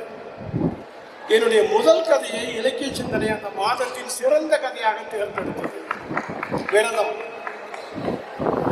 பா. சிதம்பரத்தினுடைய மூத்த சகோதரர் பா. லட்சுமணன், அவர் பஞ்ச் வாங்கிறதுக்காக குஜராத்துக்கு போகும்போது பம்பாயில் இறங்கி பம்பாய் தமிழ்ச்சங்கத்தில் வந்து என்னை பார்த்து அவர் பாக்கெட்லேருந்து ஒரு 50 ரூபா எடுத்து கொடுத்தாரு. எனக்கு இன்னும் நல்ல ஞாபகம் இருக்கு. எவ்வளோ பெரிய உற்சாகத்தை தந்திருக்கும் ஒரு படைப்பலிக்கவாதிக்கு. நம்ம எழுதி கொண்டு காட்டுவோம். பம்பாய் தமிழ்ச்சங்கத்தில் நாம் மதிக்கக்கூடிய பெரிய வயதில் மூத்த அனுபவம் சார்ந்த இலக்கியம் சார்ந்த வாசிப்புடைய பெரியவர்கள்லாம் இருந்திருக்கிறாங்க. அது ஒருத்தர் சொன்னார் என்கிட்ட, சார் என் கதையை படிச்சு பாருங்க எப்படி இருக்கு. அவர் என்கிட்ட திருப்பி சொன்னார், இஸ் நோ பெட்டர் தான் டாய்லெட் பேப்பர். என் கதையை படிச்சுட்டு, இது கக்கூசில் நீங்கள் பயன்படுத்துகிற டாய்லெட் பேப்பரை விட சிறப்பானதாக இல்லை அப்படின்னாரு. நான் என்னுடைய நண்பர்களுக்கு சொல்கிறேன், இந்த மாதிரியான விமர்சனங்களை எதிர்கொள்வது எல்லா படைப்பிலக்கியவாதிக்கும் நடக்கும். அதை பார்த்து சோர்த்து போய்விடக்கூடாது. நான் உடனே மனசுக்குள்ள நினைச்சுட்டேன், மகனை அப்படியே நினைக்கிறேன், இருவனுக்கு காட்டுறேன். என்னை முன் நெல்லன்னின் தெவ்வியர் பலர் என்னை முன் நின்று கல் நின்றவர். திருக்குறள். ஐனா தலைவன். ஐயிலிருந்து பிறந்த சொல் தான் ஐயை. ஐயிலிருந்து பிறந்த சொல் தான் ஐயன். ஐயிலிருந்து பிறந்த சொல் தான் ஐயர். என் தலைவன் முன் நிற்காதீர்கள் பகைவர்களே, பலர் என் தலைவன் முன் நின்று இன்று நடுகற்களாக நின்று கொண்டிருக்கிறார்கள். இவங்க அத்தனை பேருக்கு நான் அதை தான் சொல்றது. அப்படி நம்ம ஒரு ஆவேசத்தோட இந்த கிரிட்டிசிசத்தை எடுத்துக்கணும். இருக்கத்தான் செய்யும். ஒரு வெளிநாட்டு அறிஞன் சொல்றான், நீ என்ன பேர் சொல்லி என்ன அழைச்சாலும் நான் அது இல்லை. என்ன வேணாலும் பேர் சொல்லி, கட்சி சார்ந்து, கொள்கை சார்ந்து, ஜாதி சார்ந்து, இயக்கம் சார்ந்து, என்ன பேர் சொல்லி என்னை கூப்பிட்டு, ஐ ஆம் நாட் தட். ஏன்னா நமக்கு ஒவ்வொருத்தருக்கும் ஒவ்வொரு பார்வை இருக்கு. அந்த பார்வைக்கு, அனுபவத்திற்கு, நம்முடைய உணர்ச்சிகளுக்கு நாம் உண்மையாக இருக்கிறோம். இப்ப ஒரு கதை சொல்லுவாங்க, யானையை பார்த்துட்டு ஒருத்தன் முறை மாதிரி இருக்கு, யானையுடைய காதுகளை மாத்திரம் பார்த்துட்டு, ஒருத்தன் வந்து அதனுடைய கால்களை பார்த்துட்டு தூண் மாதிரி இருக்கு. இப்படி சொன்னா கூட அது யானையுடைய முழு வடிவத்தை பார்த்து சொன்னதாக இல்லை என்று கொண்டாலும் கூட, யானை வந்து முறம் போல இருக்குங்கிறதுல பிழை இருக்கா? அதனுடைய காது முறம் மாதிரி தானே இருக்கு, அதுக்கு தும்பிக்கை 2 மாதிரி தானே இருக்கு. அப்படி நம்முடைய பார்வை ஒரு விதத்துல கட்டுப்பாடோட இருக்கக்கூடும். இப்போ உதாரணத்துக்கு ஒன்று சொல்றேன், இந்தியாவில் மொத்தம் 800 வகையான பாம்புகள் இருக்கு. இந்தியாவின் பாம்புகள்னு சாகித்ய அகாடமி வெளியிட்ட ஒரு இந்தி தமிழ் மொழிபெயர்ப்பு புத்தகமே இருக்கு. கட்டுவிரியன், நாகம், கருநாகம் அப்படின்னு வேற ஏதோ ஒன்று. மிச்ச பாம்புகள் எதுக்கும் விஷம் கிடையாது. அது பல்லி மாதிரி, அரணை மாதிரி, ஓணான் மாதிரி ஒரு சாதாரணமான பிராணி. ஆனா விஷமுள்ள பாம்பு என்று அஞ்சி எத்தனை லட்சம் கோடி பாம்புகளை கொண்டிருப்போம் நாம். எங்க ஊர்ல கொம்பேரி முக்கன்னு ஒரு பாம்பு. எங்க அப்பா சொல்லுவாரு, இந்த பாம்பு லேசப்பட்டது இல்லை, அது ஒன்று கடிச்சிருச்சுன்னா மரத்துக்கு மேலே ஏறி உட்காந்து ஒன்று கொண்டு போய் கொளுத்துவாங்கல்ல, அந்த சுடுகாட்டு புகையை பார்த்ததுக்கு அப்புறம் தான் அடங்கும். அப்புறம் நான் நினைச்சுட்டேன், இது என்ன தெலுங்கு சினிமா மாதிரி இருக்கு, இந்த பாம்புகள் வந்து பழி வாங்குற மாதிரி. அந்த பாம்புக்கு விஷமே கிடையாது. ஓனான்ட்ட என்ன விஷயம் இருக்கு, அணில்கிட்ட என்ன விஷயம் இருக்கு? பாம்பரணைன்னு சொல்றோம், பாம்பரனை விஷ ஜந்துவா, பல்லி விஷ ஜந்துவா. ஆனா இதையெல்லாம் வந்து ஒரு படைப்பிலக்கியவாதி சரியா பார்க்க வேண்டியது இருக்கு. பாம்பு என்ன தீமை செய்யறது மனித சமூகத்திற்கு? சரி, பாம்பு கடிச்சு எத்தனை பேர் செத்து போயிட்டாங்கன்னு ஒரு கணக்கு கேட்பீங்க. மோட்டர் பைக்கில் ஈடுபட்டு எத்தனை பேர் செத்து போறான்? மோட்டர் பைக்கை முழுக்க இந்தியாவில் தடை செஞ்சிருவீங்களா? பஸ்ஸை தடை செஞ்சிருவீங்களா? காரை தடை செஞ்சிருவீங்களா? அது மாதிரி அது வாழ்ந்துட்டு போட்டோம். எனக்கு ஆதாயமானது, எனக்கு வசதியானது, எனக்கு தேவையானது, எனக்கு அனுகூலமானது நல்லது. மற்றவை எல்லாம் பிழையானதுன்னா எப்படி? நெல்லும் ஒரு தாவரம், புல்லு ஒரு தாவரம், நாணல் ஒரு தாவரம், நாயுருவி, எருக்கு, குறுக்கு எல்லாம் தாவரங்கள் தான். எனக்கு பிரயோஜனம் இல்லைன்னா அது களை ஆயிருமா? நாங்கள் நெல் விவசாயிகள் ஒரு பூல நெல் பயிரிடுவோம். அந்த நெல் மணிகள் உதிர்ந்து கிடக்கும். அடுத்த முறை காயப்பட்டு நிலத்தை உழுது விதைக்கிற போது ஏற்கனவே உதிர்ந்து கிடந்த முந்தைய அறுவடைகளின் பார்ப்பட்ட நெல் முளைக்கும். இது பயிர். ஆனால் விவசாயி அந்த நெல்லுக்கு சொல்லக்கூடிய சொல் வந்து களை அல்ல, உபை. கலவைக்கெல்லாம் ஒவை அப்படிப்பாங்க, ஒவ நெல். அது முந்தினிய பயிர். ஒரு நெல் 120 நாள்ல கதிர் வரும், இன்னொரு நெல் வந்து 180 நாள்ல கதிர் வரும். ஆகவே இது பயன்படாதுங்கிறது வேற கதை. எனக்கு பயன் இல்லாத எந்த தாவரமும் இந்த உலகத்தில் இருக்கக்கூடாதா? எனக்கு பயன் இல்லாத எந்த ஜீவராசியும் இந்த உலகத்தில் வாழக்கூடாதா? தீமை யாருனாலும் இல்லை. ஸோ படைப்பிலக்கியவாதி தன்னுடைய பார்வையில் தனக்கு உண்மையாக, நெருக்கமாக, ஆத்மார்த்தமாக, அவன் கவிஞனானாலும் சரி, சிறுகதை எழுத்தாளனானாலும் சரி, நாவல் எழுதினாலும் சரி, கட்டுரை எழுதினாலும் சரி, இதை பார்க்குறவன் தான் சரியான படைப்பிலக்கியவாதி. அவன் எதையும் வாசிக்காமலே டிஸ்கார்டு பண்ணுற விஷயம் நம்ம மொழியில் ரொம்ப அதிகமாக இருக்கு. படிச்சு கூட பார்க்க மாட்டான், பேரை படிச்சுட்டு இவன் எவ்வளோதானா எனக்கு தெரியாதா? நான் ரொம்ப ஊக்கத்தோட, நான் 54 வருஷமா எழுதிட்டு இருக்கேன். 60-70 புத்தகங்கள் நான் எழுதியாச்சு. இன்னொன்று வந்து எம்ஏ முடிச்சுட்டு பிஹெச்டிக்கு ஆய்வு செய்கிறவர்கள் 38 பேர் என்னுடைய படைப்புகளில் பிஹெச்டி வாங்கியிருக்கிறாங்க. நான் என்னுடைய நண்பர்களுக்கு, தோழர்களுக்கு, தோழியர்களுக்கெல்லாம் சொல்லுகிற விஷயம், எதை பற்றியும் நம்ம கவலைப்பட வேண்டியதில்லை. எனக்கு சரின்னு படுகிற விதத்தில் நம்ம போய்கிட்டே இருப்போம். நிற்க எனக்கு இனி நேரம் இல்லை, நெடும் தூரம் இனி போக வேண்டும் ஐயா, ஒரு நதி சொல்லுது கைமணியினுடைய பாட்டில். நிற்க நேரம் இல்லை நமக்கு. இது லாப நஷ்ட கணக்கு, இது வந்து லெக்சர் போட்டு நீங்கள் ப்ராஃபிட் அண்ட் லாஸ் அக்கௌண்ட் பார்க்க முடியாது. உழைப்புக்கான ஊதியம் கிடையாது. ஆனால் எத்தனையோ காலம் கழிந்து இந்த எழுத்துக்கள் வாசிக்கப்படும். பாரதியினுடைய ஒரு பாடல் வரி, சிலுவையிலே அறையுண்டு இயேசு செத்தான், தீயதொரு கணையாலே கண்ணன் மாண்டான், பார்வுகளும் ராமன்மே ஆற்றில் வீழ்ந்தான், பார் மீது நான் சாகாது இருப்பேன் கண்டீர். நாம சாக மாட்டோம். நம்ம எழுத்துக்கள் இருக்கும். இன்னைக்கு பாரதியை பேசுறோம், புதுமை பித்தனை பேசுறோம், திருமூலரை பேசுறோம், அப்பரடிகளை பேசுறோம், no more water the fire next time நான் பைபிள் அதை பேசுறோம். அப்ப அவங்க வாழ்த்து கொண்டிருக்கிறார்கள் இல்லையா? இது வந்து இதை செய்வதற்காக நாம் அனுமதிக்கப்பட்டிருக்கிறோம், படைக்கப்பட்டிருக்கிறோம், நடமாட விடப்பட்டிருக்கிறோம். அதுக்காக கத்திரிக்காவை நான் போய் விலை கேட்காம வாங்க முடியாது. நான் உயிர் வாழணும், பிள்ளைகளை படிக்க வைக்கணும், ஓரளவுக்கு டீசெண்டாக உடுக்கணும், காசு கொடுத்து வாங்கிட்டு போகணும். அது என்னுடைய சொந்த வாழ்க்கை. அதனுடைய துயரங்களை நான் அனுபவிச்சுதான் ஆகணும். அதே சமயத்தில் என்னுடைய படைப்பு சீற்றத்தை, அறசீற்றத்தை, என்னுடைய நேர்மையை, எனக்கு சரின்னு படுவதை நான் எந்த போதும் காம்ப்ரமைஸ் பண்ணிக்க கூடாது. அப்படி காம்ப்ரமைஸ் பண்ணாமல் இருக்கிறதுக்காக சௌமா போன்ற அமைப்புகள் செய்கிற சின்ன ஆதரவு, சும்மா ஒரு தோலை தட்டி தர்றது, அதான் இந்த விருது. கௌரவமாக வாங்கி வச்சுட்டு நம்மளால் முடிஞ்சதை நமக்கு சரின்னு படுகிற பாதையில் நம்ம போய்கிட்டே இருப்போம். வாழ்க. வணக்கம்.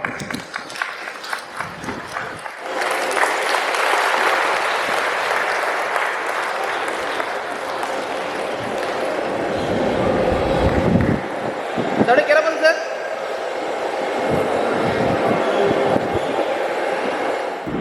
இனிய மாலை வணக்கம். நிகழ்வுக்கு கொஞ்சம் லேட்டாக வந்தாலும் லேட்டஸ்ட்டாக வந்துட்டேன்னு நினைக்கிறேன். ரொம்ப மகிழ்ச்சியாக இருக்குது. மணப்பாறை போன்ற ஒரு ஊரில் நான் கிட்டத்தட்ட ஒரு 17 ஆண்டுகள் பக்கத்தில் இருக்கிற திருச்சியில் தான் வேலை செஞ்சுருக்கிறேன். இந்த மாதிரியான ஒரு இலக்கிய நிகழ்வு, இந்த மாதிரியான எழுத்தாளர்களை கௌரவிக்கக்கூடிய ஒரு மேடை கிடைச்சிருக்கு அப்படிங்கிறது உண்மையிலேயே மனதிற்கு மிகவும் மகிழ்ச்சியாகவும் நெகிழ்ச்சியாகவும் இருக்கு. ஏன்னா தலைநகரத்தில் இது போன்ற நிகழ்ச்சிகள் நிறைய நடக்குது, போகிறோம், நிறைய விருது நிகழ்ச்சிகளில் நண்பர்களை சந்திக்கிறோம், நிறைய விஷயங்கள் பார்க்குறோம். ஆனால் அப்படி இல்லாமல் இந்த ஊரில் இந்த மக்களிடையே உங்களிடையே எங்களுக்கு கிடைத்திருக்கக்கூடிய இந்த கௌரவத்தை மிக மிக உயரிய கௌரவமாக நான் கருதுகிறேன். உங்கள் அனைவரையும் சிரம் தாழ்ந்து வணங்குகிறேன். நன்றி. ஏற்புரை அப்படின்னா ரொம்ப ஷார்ட்டாக முடிச்சுக்கணும். 2 நிமிஷம் தான் எனக்கு டைம் கொடுத்துருக்காங்க. 2 நிமிஷத்துக்கு ஒரு விஷயத்தை நான் சொல்லணும்னு ஆசைப்படுறேன். கடந்த ஆண்டு எழுத்தாளர் ஹெப்சிபா ஜெயசுதாசனுடைய நூற்றாண்டு. அந்த நூற்றாண்டுக்கு தற்செயலாக அவங்களுடைய குடும்பத்துடைய தொடர்பு கிடச்சி அவங்க ஊருக்கு, அவங்க சொந்த ஊருக்கு, கன்னியாகுமரி மாவட்டத்தில் இருக்கிற அவங்களுடைய கிராமத்துக்கு போய் அவங்க குடும்பத்தை சந்திக்கும் போது தான் நிறைய விஷயங்கள் நான் தெரிஞ்சுக்கிட்டேன். ஹெப்சிபா வெறும் எழுத்தாளர் மட்டுமல்ல, அவங்க ஒரு பதிப்பாளர் மட்டுமல்ல, மொழிபெயர்ப்பாளர், அது மட்டுமல்ல ஒரு பள்ளி தாளாளர். எனக்கு தெரிஞ்ச புத்தன் வீடு அப்படிங்கிற ஒரே ஒரு நாவல் எழுதின ஹெப்சிபா ஜெயசுதாசன் அப்படிங்கிற ஒரு பெண்மணி மிக பிரம்மாண்டமான ஒரு ஆளுமையாக என் கண்ணுக்கு அதுக்கப்புறம் தான் புலப்படுறாங்க. தமிழ் சூழல், தமிழ் எழுத்து சூழல் இன்னைக்கு அப்படித்தான் இருக்குது.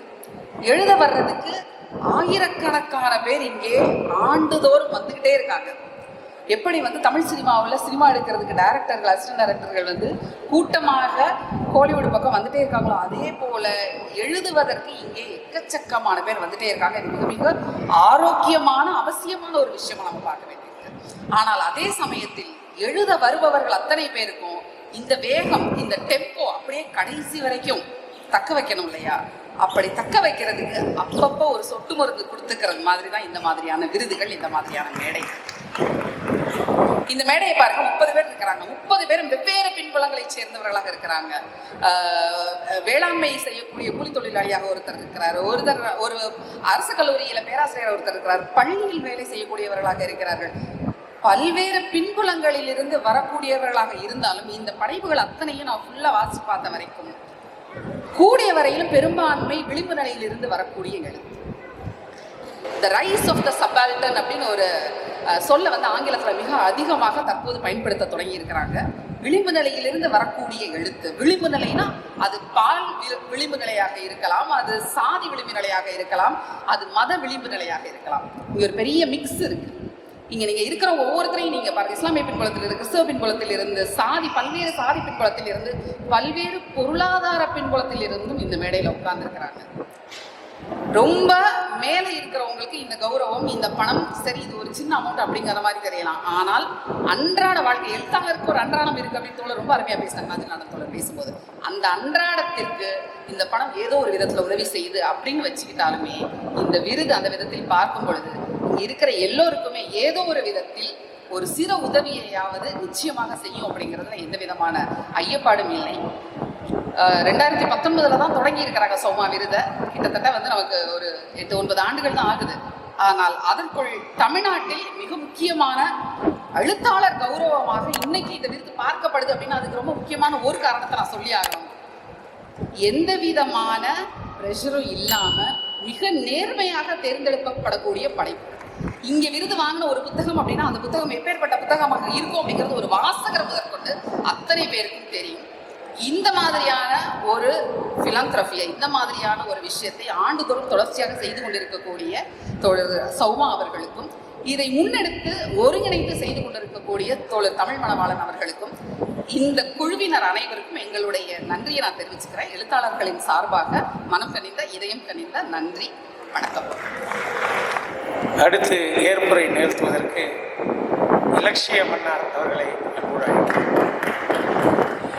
அனைவருக்கும் மாலை வணக்கம்.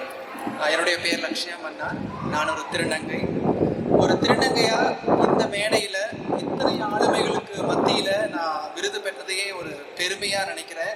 என் வாழ்க்கையில் மிகப்பெரிய ஒரு பெருமையான தருணத்தை நிகழ்த்தி கொடுத்த சௌமா இலக்கிய விருது குழுவினருக்கு எனது மனமார்ந்த நன்றியை முதல்ல தெரிவிச்சுக்கிறேன். இது 8ஆம் வருடம் அப்படின்னு சொன்னாங்க. இன்னும் எண்ணிலடங்காத வருடங்களை நோக்கி சௌமியா இலக்கிய விருதுகள் செல்லணும்.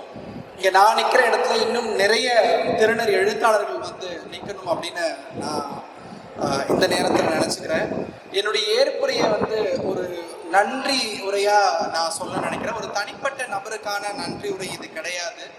சமீபத்தில் ஒன்றிய அரசு வந்து திருத்தப்பட்ட திருநர் சட்டம் 2026 ஒரு சட்டம் கொண்டு வந்தாங்க. அந்த சட்டத்தை வந்து இந்திய அளவில் இருக்கக்கூடிய திருநங்கைகள், திருநம்பிகள், பால் பன்மையினர் மக்கள் எல்லாருமே எதிர்த்து போராடணும். ஏன் எதிர்த்து போராடணும் அப்படின்னா, எங்களுக்கான உரிமைகளை அதில் எங்களுக்குன்னு கொடுத்த கொஞ்சோண்டு உரிமைகளையும் அதை பிடிச்சிக்கிற மாதிரி இருந்துச்சு அந்த சட்டம். அப்படி எங்களுக்கு கிடைச்ச உரிமைகளை நாங்கள் தெரிஞ்சுக்கிறதுக்கு உதவுனது ஒரு புத்தகம், நீளும் கைகள் அப்படின்னு ஒரு புத்தகம். இந்த புத்தகம் எதை பற்றினது அப்படின்னா, 2014 உச்சநீதிமன்றம் நால்சா தீர்ப்பு ஒன்று வழங்குச்சு.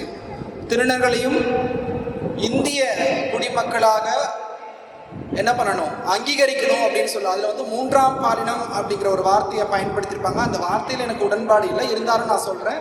3ஆம் பாலினமாக அவர்களை அங்கீகரிக்க வேண்டும் என்றும் அவர்களுக்கான அத்தனை உரிமைகளையும் பட்டியலிட்டு அந்த தீர்ப்பு இருந்துச்சு. அந்த தீர்ப்பை ஒரு வரி கூட மாறாம அப்படியே தமிழ் மொழியில நீளும் கைகள் அப்படின்னு ஒரு புத்தகமா வெளியிட்டிருந்தாங்க. அப்ப வரைக்குமே இந்திய அளவில் எந்த பிராந்திய மொழியிலையும் அந்த முக்கியமான தீர்ப்பு வந்து என்ன பண்ணப்படலை, மொழிபெயர்க்கப்படலை. அந்த நூலுக்கு சொந்தக்காரர் இந்த நிகழ்வின் ஒருங்கிணைப்பாளராக இருக்கக்கூடிய தோழர் தமிழ் மணவாளன் அவர்கள் நூலை மொழிபெயர்த்தது மட்டுமல்லாமல் நூற்றுக்கணக்கான நூல்களை திருநர் சமூக மக்களுக்கு அவங்க உரிமைகளை பற்றி தெரிஞ்சுக்கணும் அப்படிங்கிற விலையில்லா நூலாக என்ன பண்ணார், அவருடைய சொந்த காசில் அதை வழங்கினார். ஒட்டுமொத்த திருநர் சமூகத்தின் சார்பாக இந்த நேரத்தில் தோழர் தமிழ் மணவாளன் அவர்களுக்கு நான் நன்றியை தெரிவித்துக் கொள்கிறேன். ஏன்னா என்ன உரிமை இருக்குன்னே தெரியாமல் நான் எப்படி போராட முடியும்? கல்வி மறுக்கப்படக்கூடிய ஒரு சமூகத்தில் தான் இன்னமும் திருநங்கைகளும் திருநம்பிகளும் இருக்கிறாங்க. திருநர் இலக்கியம் வந்து இலக்கிய தரத்தோட இல்லை அப்படிங்கிற ஒரு விமர்சனம் பொதுவாக எழுந்துகிட்டே இருக்கு. நான் சொல்ல வர்றது என்னன்னா, இங்கே எனக்கு வாசிப்புங்கிறது ஒரு ப்ரிவிலேஜாக தான் நான் பார்க்குறேன். ஏன்னா இன்னும் வாழ்வாதாரத்துக்கே போராடக்கூடிய இடத்துல இருக்கிற நாங்கள் வாசிப்பை எந்த அளவுக்கு எடுத்துகிட்டு போக முடியும்னு தெரியல. ஆனாலும் எங்கள் வழியை சொல்லக்கூடிய எங்களது மொழியில் எங்களது படைப்புகள் தொடர்ந்து வரும். என்னை போன்ற திருநங்கை திருநம்பை எழுத்தாளர்களுடைய படைப்புகளை படியுங்கள்.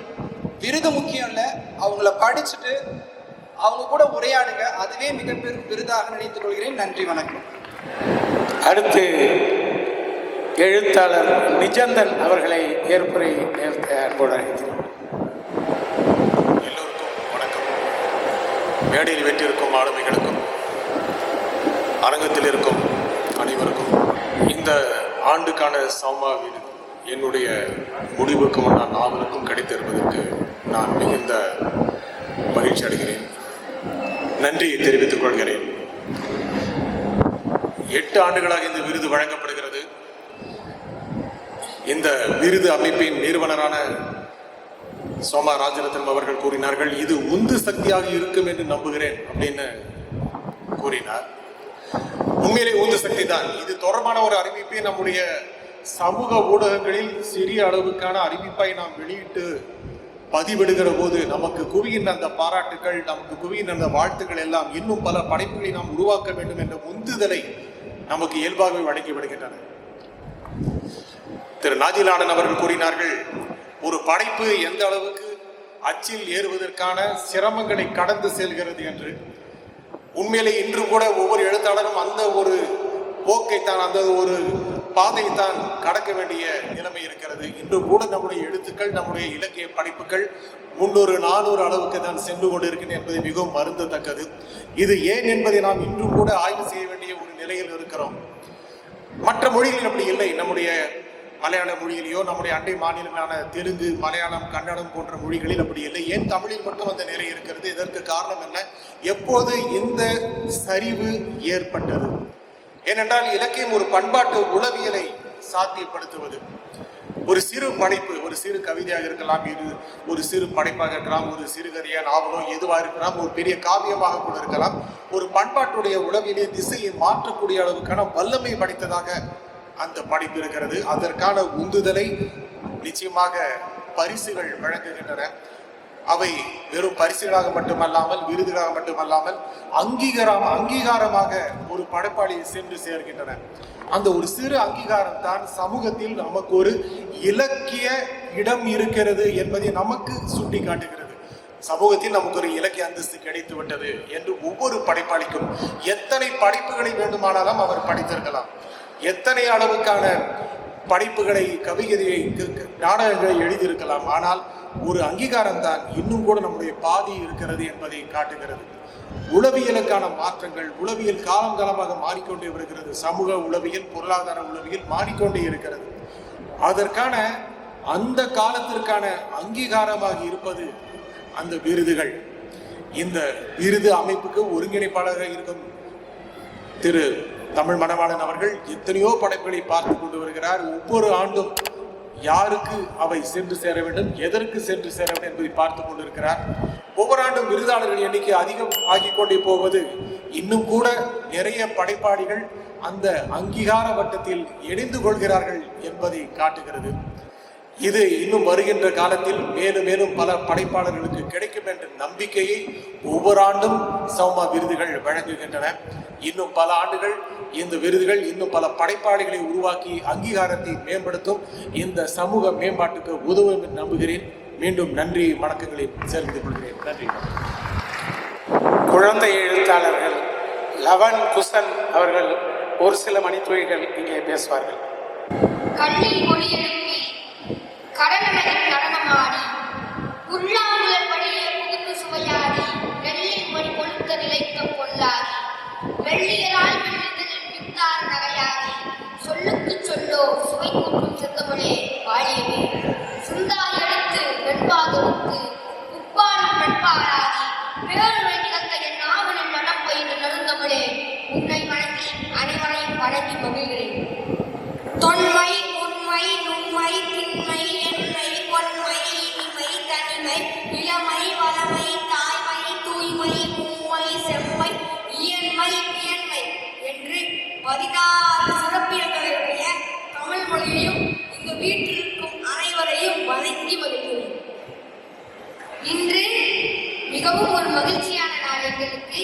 ஏனென்றால் நாங்கள் எழுதிய ஒரு கருவில் இரு உயிர்கள் என்ற எங்களுடைய கவிதை நூல் என்ற அந்த படைப்பிற்கு ஒரு மாபெரும் ஒரு அங்கீகாரம் சௌமா இலக்கிய அமைப்பு கொடுத்துள்ளது என்பது எனக்கு மிகவும் மகிழ்ச்சியாக உள்ளது. இப்போது நாங்கள் எங்கள் தமிழ் பயணத்தை பற்றி கூறுகிறோம். சிறுவயதிலிருந்தே எங்கள் தாயாரும் தந்தையாரும் எங்களை தாய்ப்பால் ஊற்றி வளர்க்காமல் தமிழ் பால் ஊற்றி வளர்த்து ஒவ்வொரு நொடியும் தமிழை சொல்லிக் கொடுத்து எங்கள் நாவில் வார்த்தை நுழையாத போதும் தமிழை கொண்டு வந்து எங்களுக்கு கவிதை மீது ஒரு ஈர்ப்பை கொண்டு வந்து அதன் பின்பு சின்ன வயதில் குசன் முதலில் கவிதை எழுத அதை கண்டு நானும் ஒரு கவிதை எழுதினேன். அதன் பின்பு இருவரும் கவிதை மீது ஆர்வம் கொண்டு கவிதையை எழுதி எழுதி எழுதி கிட்டத்தட்ட ஒரு 100-150 கவிதைகள் எழுதி அதில் ஒரு நல்ல 50 கவிதைகளை தனியாக தேர்ந்தெடுத்து நூலாக ஒரு கருவில் இரு உயிர்கள், அதாவது ஒரு தலைப்பு 2 கவிதைகள். எங்கள் இருவரின் எண்ணங்களும் பார்வைகளும் வேறு மாறி இருக்கும் ஒரே தலைப்பில். அப்படி நாங்கள் 50 கவிதைகள், மொத்தம் 100 கவிதைகள் எழுதி ஒரு கருவில் இரு உயிர்கள் என்று ஒரு நூலை பதிப்பிட்டோம். முதலில் நாங்கள் இருவரும் கவிதைகளை எழுதும் பொழுது நன்றாக இருந்தது, ஆனால் சிறப்பாக இல்லை. அப்போது அந்த கவிதைக்கு தேவையான திருத்தங்களை எங்களுடைய தாயாரும் தந்தையாரும் அழகாக சொல்லி அதை திருத்தி மேலும் மேலும் எங்களுடைய கவிதையை மெருகேற்றினர். அதனால்தான் நாங்கள் தலைப்பு கொடுக்கும் போது அதனுள் ஆழ்ந்த அந்த கவிதையை சிறப்பாக எழுத முயல்கிறோம். நிறைய பேர் எங்களிடம் வந்து கேட்டிருக்கிறார்கள், இது நீங்கள் எழுதும் கவிதையா, இல்லை உங்கள் தந்தை தாயார் எழுதி நாங்கள் தான் எழுதினோம் என்று சொல்லிக் கொள்கிறீரா என்று கேட்கிறார்கள். ஆனால் அது முற்றிலும் பொய். இது நாங்களே சொந்தமாக எங்களுடைய எண்ணங்களை வைத்து எழுதிய கவிதைகள். நம்பாதவர்களிடம் இப்போது நீங்கள் ஒரு தலைப்பு தாருங்கள், எழுதி காட்டுகிறோம் என்று கூட சொல்லி இருக்கிறோம். இப்போது இந்த இனிய நாளில் எங்களைப் போல் விருது வாங்கிய அனைத்து எழுத்தாளர்களுக்கும் எங்களுடைய மனமார்ந்த வாழ்த்துக்களை தெரிவித்துக் கொள்கிறோம். நன்றி, வணக்கம். அன்புடன் லவன், அன்புடன் குசன். அடுத்து ஏற்புரை வழங்க கவி செல்வா அவர்களை அன்போடு அழைக்கிறேன்.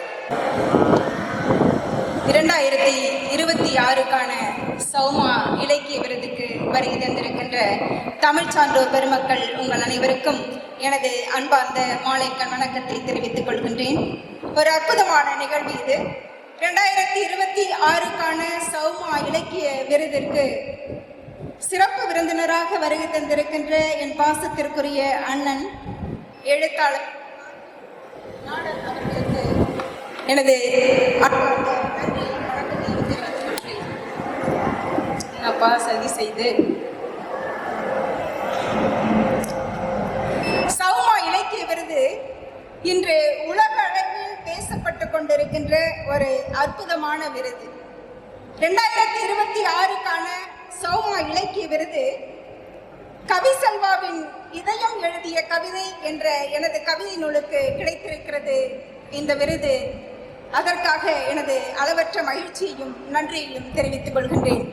எனது கவிதை நூலிலே மகனுக்கோ டைரி என்று ஒரு கவிதை எழுதியிருப்பேன். அந்த கவிதையிலே என் வயதான காலத்தில் என் மூத்திரப்பை பலம் இழந்திருக்க கூடும், ஒரு சில இடத்தில் சிந்தி இருக்கக்கூடும். மகனே, சீ என்று முகம் சுளித்து விடாதே மகனே, என்னால் தாங்கிக் கொள்ள முடியாது, என் முந்தானையில் உன் மூத்திர வாசம் இன்னும் இருக்கு மகனே என்று அந்த கவிதையிலே நான் குறிப்பிட்டிருப்பேன். இப்படியாக உணர்வுகளுக்கும் காதலுக்கும் வாழ்க்கைக்கும் மான ஒரு உணர்வு பூர்வமான அந்த கவிதை நூலுக்குத்தான் சௌமா இலக்கிய விருது கிடைத்திருக்கின்றது. சௌமா இலக்கிய விருதை சங்க காலத்தில் தலைவனும் தலைவியுமாக சேர்ந்து இந்த விருதினை வழங்குவதை போல மேனாள் ஆளுநர் சௌமா ராஜரத்னம் அவர்களும் திருமதி மகேஸ்வரி சௌமா ராஜரத்னம் அவர்களும் இணைந்து இந்த விருதினை எங்கள் அனைவருக்கும் ஒவ்வொரு ஆண்டும் அந்த விருதாளர்களுக்கு வழங்கிக் கொண்டிருக்கின்றார்கள். அவர்களை கௌரவிக்கும் வகையிலே சிறப்பு விருந்தினர் அவர்கள் இருவருக்கும் மாலை அணிவித்து இந்த நேரத்தில் அவர்களை நாம் கொண்டாட வேண்டியது இலக்கியத்தின் கடமை என்று நான் இந்த நேரத்தில் நினைக்கிறேன். சிறப்பு விருந்தினர் அவர்கள் தலைவன் தலைவி இருவரிடமும் அவர்கள் கையில கொடுங்க, அவங்களே மாலை மாத்திப்பாங்க.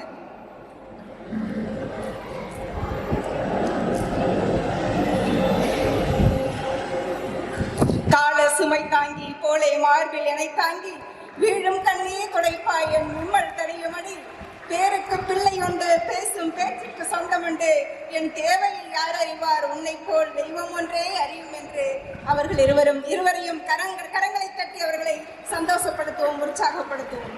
நன்றி.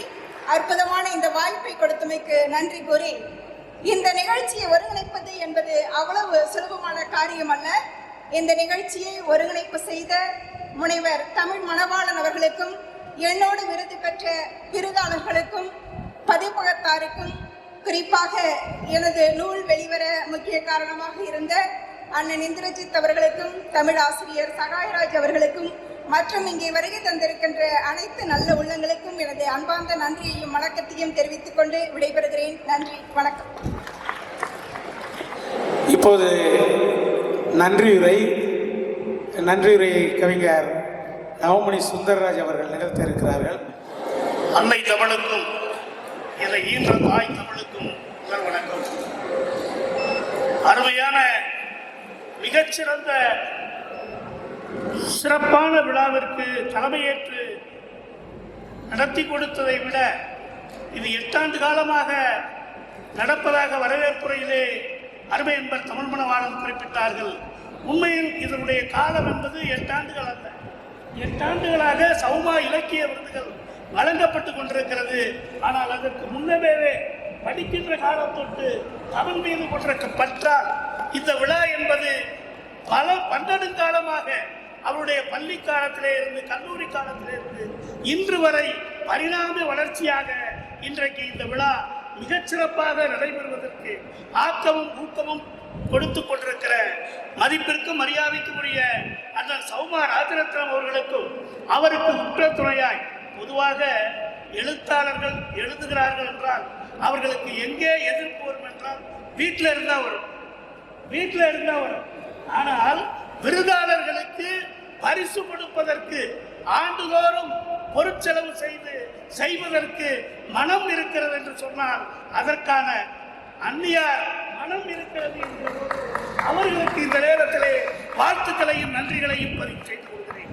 அதே போல இந்த நிகழ்வை மிகச்சிறப்பாக ஒருங்கிணைத்து நடத்தி கொண்டிருக்கிற முகம் பாராது எழுத்தின் அகம் பார்த்து விருதை ஒருங்கிணைத்து வழங்கிக் கொண்டிருக்கிற அருமை நண்பர் தமிழ் பணவான் அவர்களுக்கும் இந்த நிகழ்விற்கு நாங்கள் அழைத்தவுடன் யாரை அழைக்கலாம் என்று முடிவு செய்கிற போது ஐயாவை கேட்டவுடன் அவர் உடல் சோர்வை எல்லாம் தவிர்த்துவிட்டு இந்த நிகழ்விற்கு வந்திருக்கிறார்கள் என்றால் அவர்களையும் நாஞ்சினாரான் அவர்களுக்கு இந்த குழுவின் சார்பாக பாராட்டுகளையும் வாழ்த்துக்களையும் நன்றியையும் பதிவு செய்கிறேன். அதே போல இந்த நிகழ்வு மிகச்சிறப்பாக நடப்பதற்கு எங்கள் மனவை மண்ணிலே இருந்து வருகை புரிந்திருக்கிற அனைத்து ஆளுமைகளையும் வருக வருகவென்று வரவேற்று நன்றி அறிதலை கூறிக்கொள்வதோடு எங்கள் அழைப்பினை ஏற்று இந்த நிகழ்விற்கு மிகச்சிறப்பாக வருகை புரிந்திருக்கிற அன்பிற்கும் பாசத்திற்கும் உரிய மூத்த முன்னோடி ஐயா ஜீவபாரதி அவர்களையும் மனவை தமிழ் மன்றம், இலக்கிய வட்டம், தமிழ்ச்சங்கம் போன்ற பல்வேறு அமைப்புகளிலே இருந்து, திருக்குறள் பயிற்றகம் போன்ற அமைப்புகளிலே இருந்து வருகை புரிந்திருக்கிற அனைத்து ஆளுமைகளுக்கும், குறிப்பாக திருச்சி மாவட்ட எழுத்தாளர் சங்கத்தினுடைய அன்பு நண்பர் தலைவர் இந்திரஜித் அவர்களுக்கும், அதே போல இந்த நிகழ்விற்கு வருகை புரிந்திருக்கிற நம்முடைய தூதரக அதிகாரியாக பணியாற்றி இந்த ஊருக்கு பெருமை சேர்த்திருக்கிற அன்பு நண்பர் மூர்த்தி அவர்களுக்கும், அதே போல வருமான வரித்துறையிலே இணை ஆணையராக கூடுதல் ஆணையராக பணியாற்றி ஓய்வு பெற்ற அருமை நண்பர் ஆல்பர்ட் மனோகரன் அவர்களுக்கும், அதே போல இந்த நிகழ்ச்சிக்கு சென்னையிலே இருந்து பல்வேறு நிகழ்ச்சிகளிலே கலந்து கொண்டு இங்கே வந்திருக்கிற ஐயா ராசி அழகப்பன் அவர்களுக்கும், வானொலியிலே பணியாற்றி கொண்டிருக்கிற நண்பர்களுக்கும், இன்னும் குறிப்பாக சொல்ல போனால் இந்த நிகழ்விற்கு இந்த பள்ளியிலே பணியாற்றுகிற முதல்வர், ஆசிரியர், ஒருங்கிணைப்பாளர்கள், பணியாளர்கள் அத்துணை போருடைய உழைப்பிற்கும் மனமார்ந்த நன்றிகளை விழாக்குழுவின் சார்பாக தெரிவித்துக் கொள்வதோடு ஒளி அமைத்து கொடுத்தவர்களுக்கும், அதே போல உடனடியாக இந்த நிகழ்விலே உடனடியாக படமெடுத்து அத்துணை படைப்பாளி கைகளிலேயும் கொடுக்கிற நிகழ்வு மிகச்சிறப்பாக ஆண்டுதோறும் நடைபெறுகிறது. இன்றைக்கும் அந்த நிகழ்வு நடந்திருக்கிறது. அதற்காக தம்பி ஸ்டீவன் அவர்களுக்கும் நன்றி தெரிவித்துக் கொள்வதோடு இந்த நிகழ்விற்கு முழுமையான ஒத்துழைப்பை நல்கி சரியான விருந்தோம்பலையும் சரியான ஏற்பாடுகளையும் செய்திருக்கிற அருமை இளவல் அன்பு மாப்பிள்ளை AR சேகர் அவர்களுக்கும், மிக அருமையான பதாகையை அமைத்துக் கொடுத்த அன்பு தம்பி எத்ராஜ் அவர்களுக்கும், உணவுக்கு உரிய நேரத்தில் தயார் செய்து வழங்க காத்திருக்கிற நம்முடைய AR சேகர் குழுவினருக்கும் வாழ்த்துக்களையும் அம்மையப்பா செல்வர்களுக்கு நன்றியையும் தெரிவித்துக் கொண்டு இங்கே வருகை புரிந்திருக்கிற அரசு ஊழியர்கள், ஆசிரியர்கள், ஓய்வு பெற்ற சங்கத்தைச் சேர்ந்தவர்கள், பல்வேறு இலக்கிய அமைப்புகளை சார்ந்த அத்துணை பேருக்கும் மனமார்ந்த நன்றிகளையும் வாழ்த்துக்களையும் தெரிவித்துக் கொள்வதோடு எங்களுடைய அழைப்பை ஏற்று வந்திருக்கின்ற இந்த 30 படைப்பாளிகளையும் நெஞ்சை தொட்டு வாழ்த்துகிறோம். உங்கள் வருகை புதிய வரவாக அல்ல, புத்தெழுச்சியாக அல்ல, ஓங்கி உயர்ந்து ஒழிக்கும் என்று சொல்லி இந்த விருதுகளை பெற்றவர்கள் எல்லாம் நாளை சாகித்ய அகாதமி விருதுக்கு ஒப்பானவர்கள் என்று சொல்லி பெறுவார்கள் என்கிற வாழ்த்துக்களையும் அண்ணன் சௌமா அவர்கள் சார்பாகவும் அவர்கள் குடும்பத்தின் சார்பாகவும் தெரிவித்துக் கொண்டு வாய்ப்புக்கு நன்றி கூறி இடம் அமர்கிறேன். நன்றி, வணக்கம்.